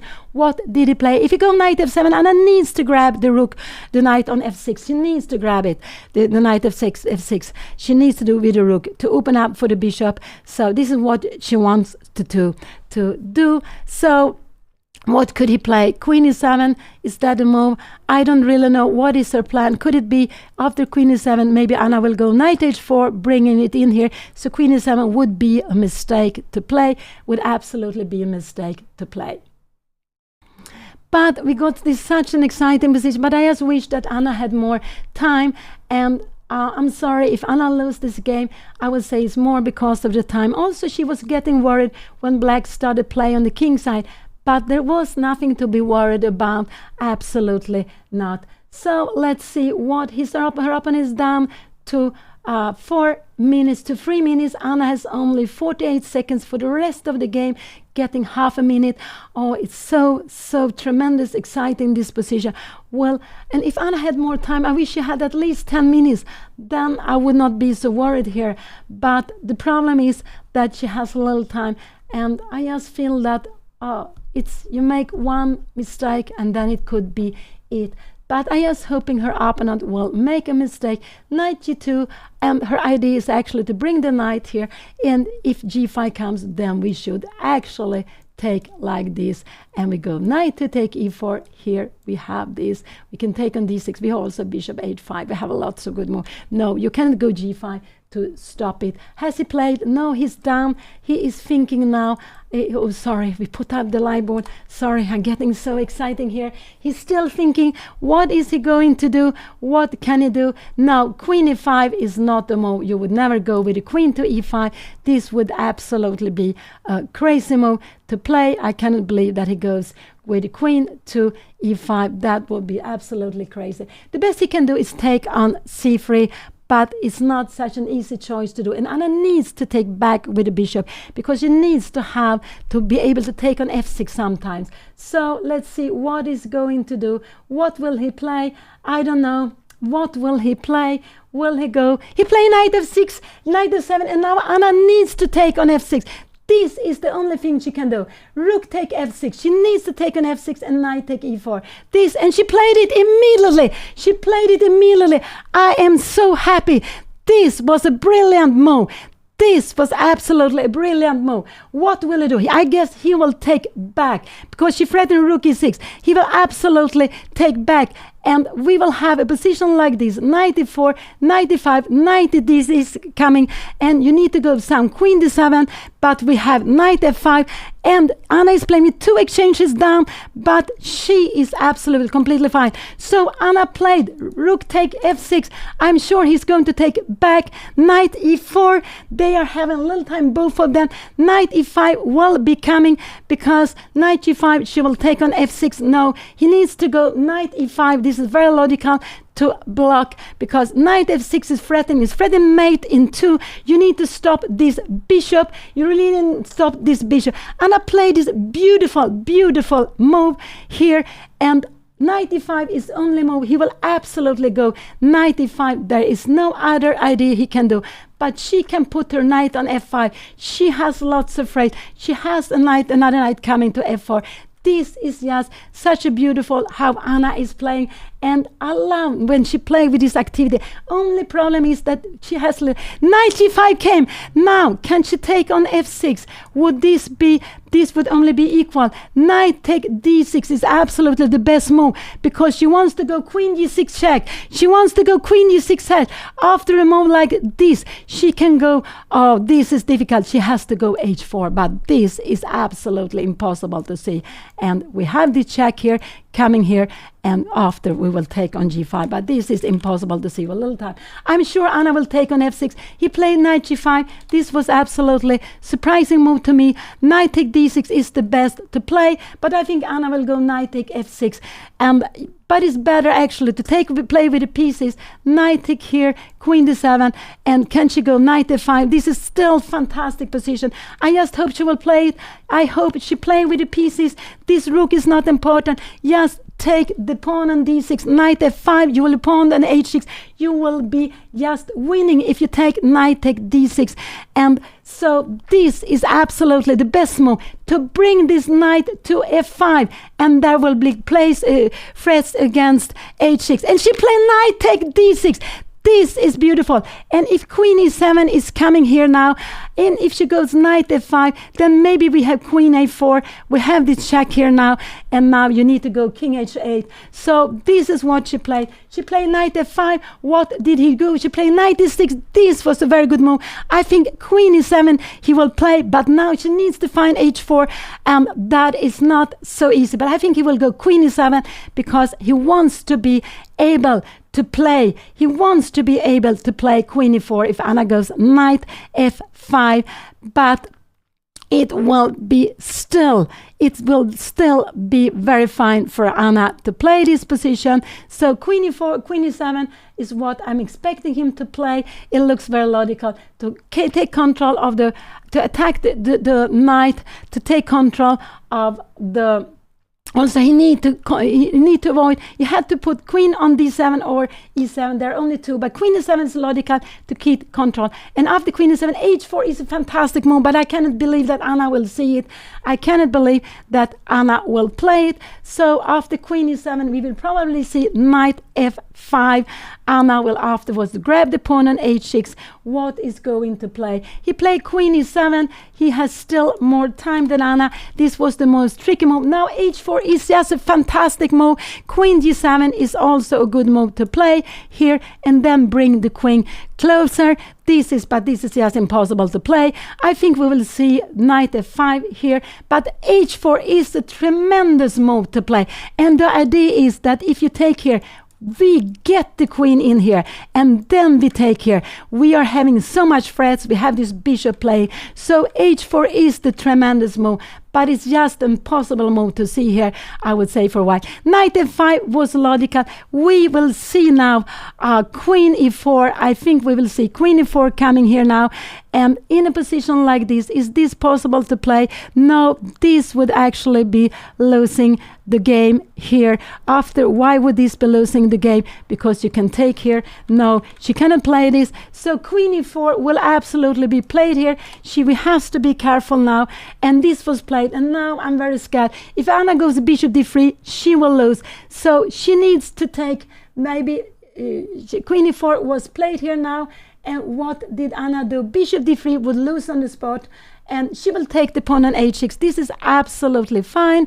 Taking the pawn on h6. Her opponent needs to go king h8. I think he will go king h8. And in a position like this, Anna need to play this position and go maybe knight to f4, just to keep on playing a position like this. This is absolutely possible to be playing. But knight f5, this was very logical. And now it could be that Anna, with a little time, would go. She took here. King h8 was played. The only thing she can do now is actually to... She played bishop d3, and now Anna is lost. She played bishop d3, now Anna is lost. After, she will lose the game. Knight h3, she is losing the game now. And will he see this? I think he will do that. And yes, he will. Let's see, what will he play? What will he play? Will he grab? He played queen to f3. He played queen to f3. And this was not a good move. Now Anna, this was a mistake.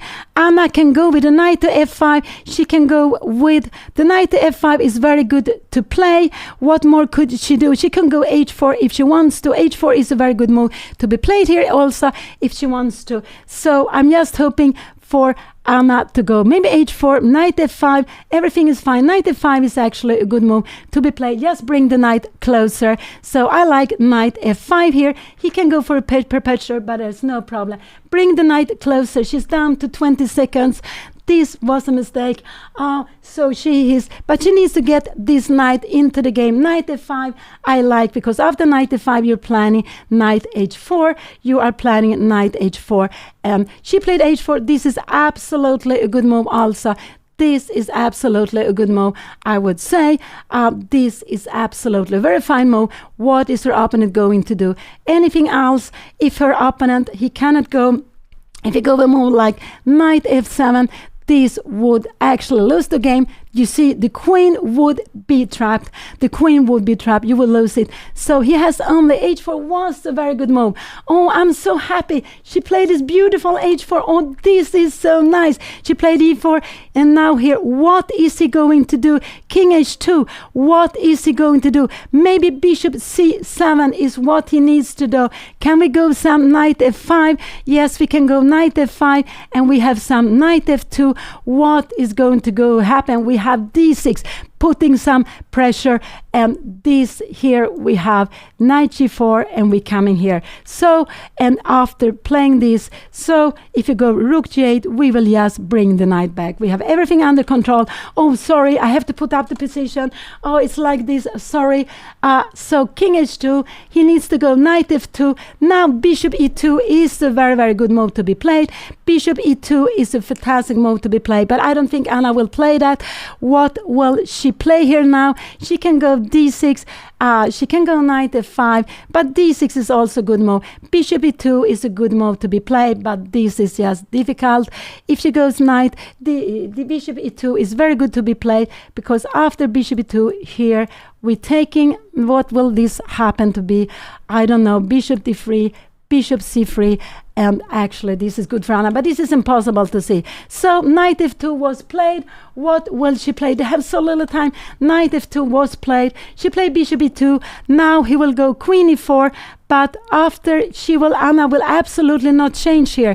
I think she will go, He will go absolutely queen e2 after bishop e2. What will she do here? She will absolutely, we had this position, and how it's impossible to understand that she can play to take on e4. She will keep the queens. She will absolutely keep the queens. But the best is actually to take. But this is so difficult to understand. This is so difficult to understand that this is very good to change queens here and to go this bishop d3.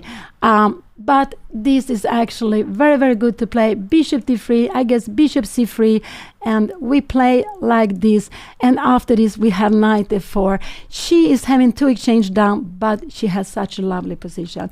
But it's impossible to understand this. I'm sure Anna will move away the queen. She will move away the queen. And what... no, she took. This was absolutely a very good move. She took. Oh, this was such a beautiful move. And she played knight f4. This was also a very good move. She is planning to go knight g6 check to grab maybe one of the exchanges. Can her opponent go rook b8? I don't know what he will do. If he goes bishop c3, maybe knight g6 is not the best here. I don't know what he will do. But she played knight f4. This was logical. Oh, but I would have preferred to keep the queens on the board, even if this is still fine. It's not so easy to play. Anna she has 3 pawns and 2 exchanges down, so it's still a very beautiful position.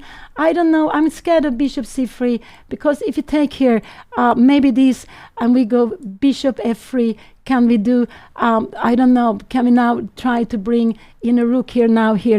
No, we start moving here. This will absolutely be fine. This d-pawn will be fine, but it's so difficult. Go back to position. This is what we had. He played bishop c3, and now bishop f3 is a good move, but it's difficult to play. I just hope she will go bishop f3, just to play with different, but she took. Now bishop f3 is the best move, but I think she will maybe go bishop d3, but bishop f3 is the best move to keep, to have the just to keep just to play with the pawn. Bishop f3, but I guess she will go bishop d3. Bishop f3 is what I want her to play. She played bishop d3, and this is a little bit more scary when she went here. How is the position? It is still fine here. Now maybe rook f e8 could be coming. We have knight e6. But this pawn can be under attack. So let's see, what will her opponent play here now? They have so little time, but this is absolutely still fine in this position. If you try to go for the pawns here, we will go knight e6. You can go knight e1, but I think now we can go knight g4. We are putting some pressure on f6. After rook b8, we can even maybe take on f6. I don't know, can we take this here now? Maybe this is wrong because we have knight to f2. We need to go king ht. Rook b2 here is coming. And yeah, this is getting a little bit scary. Oh, it's so getting scary. Sorry. So Anna played. Rook e8 was played. I just hope she goes knight e6. She needs to go. Knight g4 is actually the best move. Knight g4 is a very good move, but will she find knight g4? It could be that she goes knight f5, but knight g4 is better, putting pressure on the pawn on f6. I just hope she will go. She went knight g6 check. I'm not so happy about this check. This knight was, this was a mistake. Now Anna is worse. Now this Anna is worse. Knight g, now she is getting into problem. She is getting into problem. Her knight was much stronger on g6. Now h5, and she blundered the piece. She saw that. She blundered the piece. And now she has to resign. Yeah, and this is what happened with so little time. Yeah, Anna had played very nicely, but today it was the time that decided she needs to play quicker. But she has played some beautiful moves, but she played this beautiful sacrifice. But I would have wished that she kept the queens on the board. Playing without the queens was so much difficult with little time. No, there's no chance to keep on playing in this position. Her opponent, yeah, she will play some few moves. Sometimes you keep on playing just to keep the position. And actually, what is important when you have pieces. You need to keep them together. She put the knight on g6, and there was a knight on h6 hanging. She need to put the pieces together that they are defending. So this is actually something very important with little time. It's always important. He can just now not to take on e3, but I think even after this, he would be better. Even this is still winning for black. So it's just, Anna is playing with, yeah, this is just hopeless. She will just resign at any moment. She has played some beautiful moves, but the problem was the time, I would say. So, and again, yeah, and you can see how sad she was. When she played h5, she realized this, but she made this mistake having too many pieces hanging. She needed to get the pieces so they are well defended, they are staying together. The knights are much better in the center than on the rim, but there is just how it is. So he will probably just take on h5, and there is no hope for Anna. He can play anything. He can go rook b8, bringing in the rook, but I think he takes on h5. He can also even take on e3. It's just nothing she can do here. Yes, he just take the pawn here. But Anna has been playing against 3 stronger players, and he took an h5, and I think just Anna now will just, there is not so much she can do here now. It's just to, yeah, there is just no hope here. She's having 2 little pieces, and so this is actually just no hope at any longer. I think she will just maybe maybe 1 or 2 moves more or resign now here. So yeah, Anna can go bishop g6, but she will play, yeah, bishop g6. You go here, and she will play with the whole rook less. This is just absolutely no chance to play with.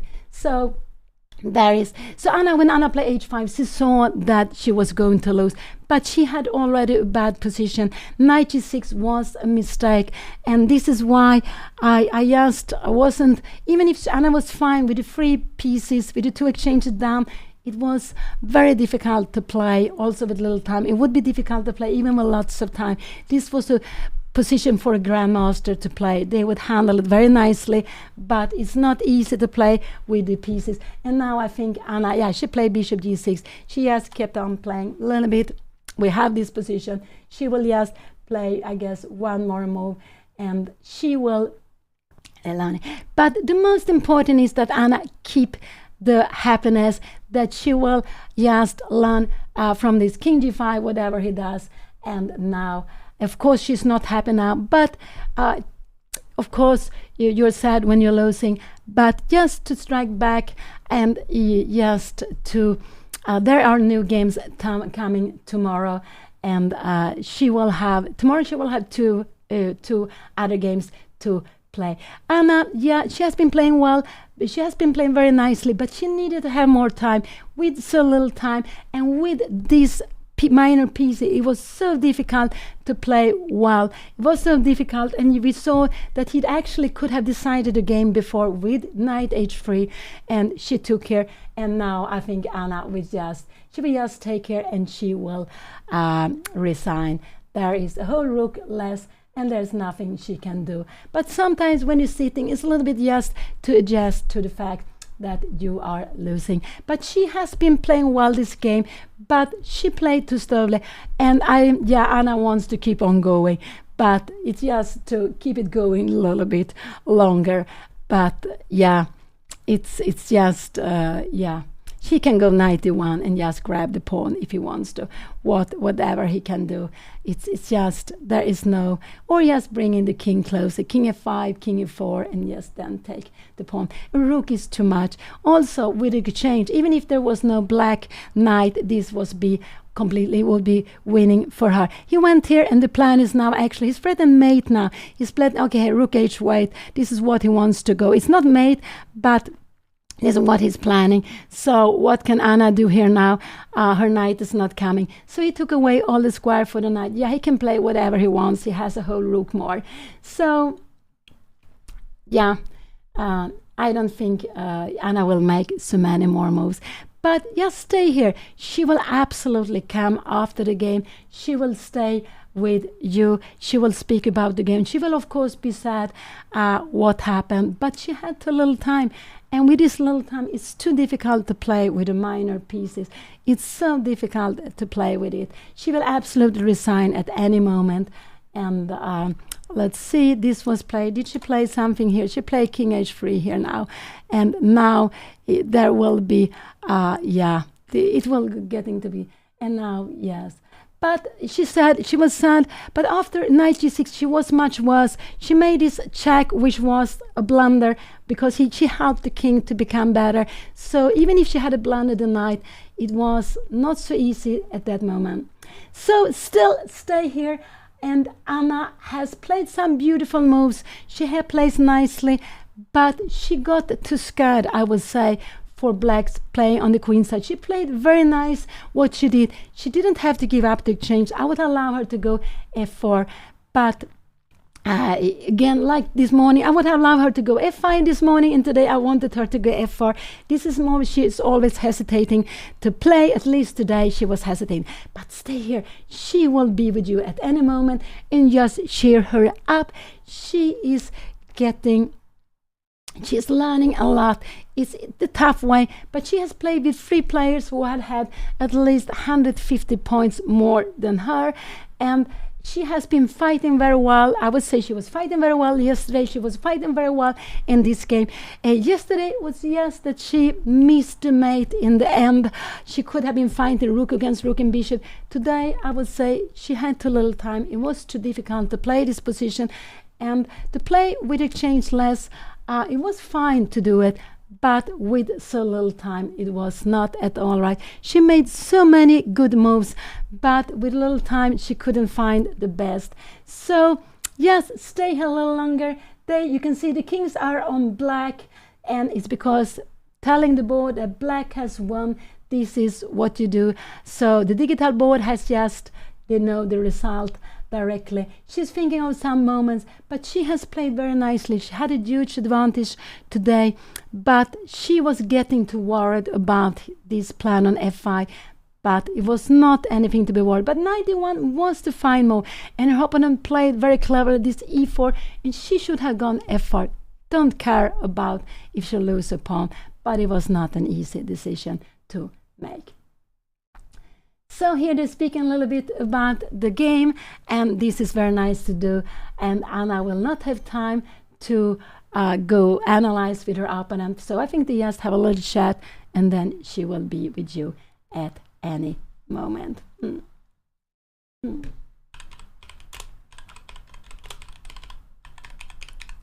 So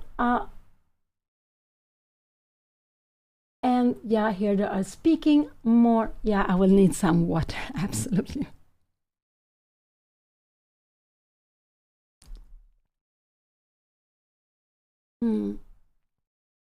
And I would say, I know Anna blundered a piece, but it was not easy to play this position, and her knight was better on f4. She should have gone coming back with the knight from the rim, but to find these best knight moves is just almost impossible.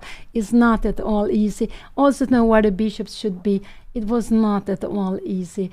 And in general, so yeah, but she has played some beautiful moves. Rook take f6 was fantastic. Knight f4 was very interesting, but it was I wouldn't like her to play this because she was under pressure, and but she got this beautiful rook take f6, and then she took knight take d6. She played so beautiful, but she needed h4, and that was impossible to see. She needed h4. Now Anna will be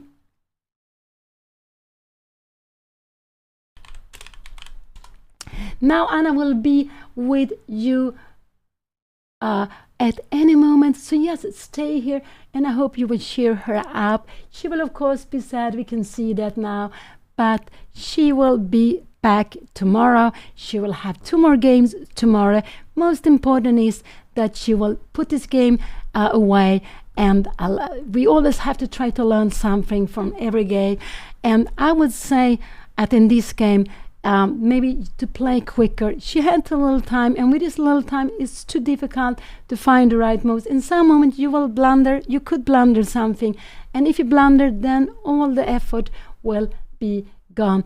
But Anna has played with 3 players with so much more rating. Tomorrow I expect her to play with someone with less rating. So thank you so much. I will leave you now, but Anna will be with you at any moment. Thank you, and bye bye. Bye bye.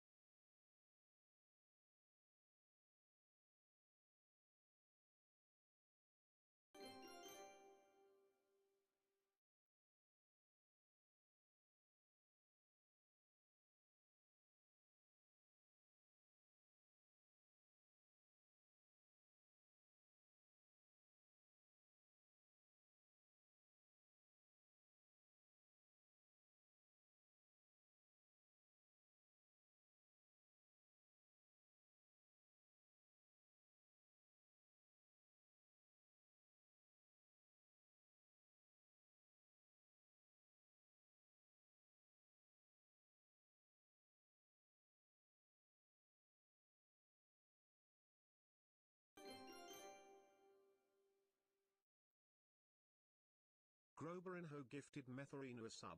Groberin gifted a tier 1 sub to Metharina.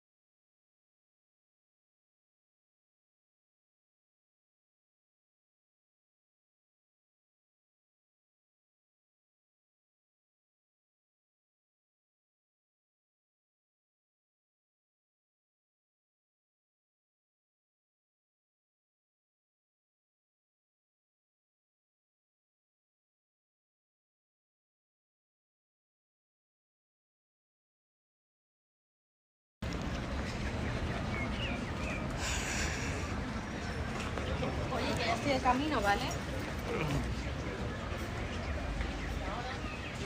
Hello, can you see me? Can you see me? Oh, hello. I'm so tilted. I literally held the H pawn and I was like, why am I holding this H pawn? I literally looked at, I don't know why I took it. I can just play knight g4. I just like held the pawn and I was like, why am I holding this pawn? What am I doing with it? What am I like? Why is it in my hand? I was so confused. I was like, it was so weird, and I don't know. I honestly cannot explain it. I just, for some reason, the move before I had planned to play knight g4 h5, and then for some reason I play h5 without playing knight g4. It's really stupid, but I don't know, was it a good game? I don't even know if my tactics worked. Like, I thought the opening was better, and then I just sacrificed every piece that I owned, and I thought, okay, I really don't want to lose this game, but you know, we either lose or win. So I literally just, I literally pre-moved IRL. Like, I pre-moved IRL. I was so ready for knight g4 h5 that I just played h5 immediately. So stupid. And this, everybody, is why you have to sit on your hands sometimes, because sometimes you can actually play too quickly. But yeah. Yeah. No, it was an exciting game. I love playing tactical chess, and my opponent was so nice. He told me that I had destroyed him, and he even said sorry. Guys, I cannot remember the first time I started a tournament with 0 points out of 3. Like, it's so sad. But can I please get a weaker opponent? Can you throw an 1800 to me chess tournament? Like, why do I keep playing 2200s? Throw an easy opponent at me, please. Please. Please.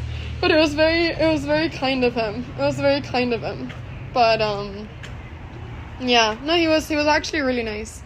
And he told me that I had played a beautiful game and that he was so impressed. Like, he was literally just giving me compliments after the game, and I was like, you know, I mean, it was very kind of him. You don't have to do that after a game, but he did it, so it was very kind of him. But was the game good until h5? Like, until I blunder my piece, was the game good? Because I actually think this is one of the best classical games I've played in a while tactically. One of your moves was brilliant.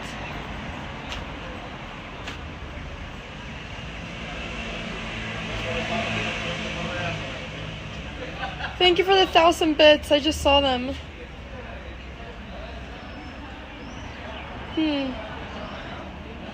Okay, guys.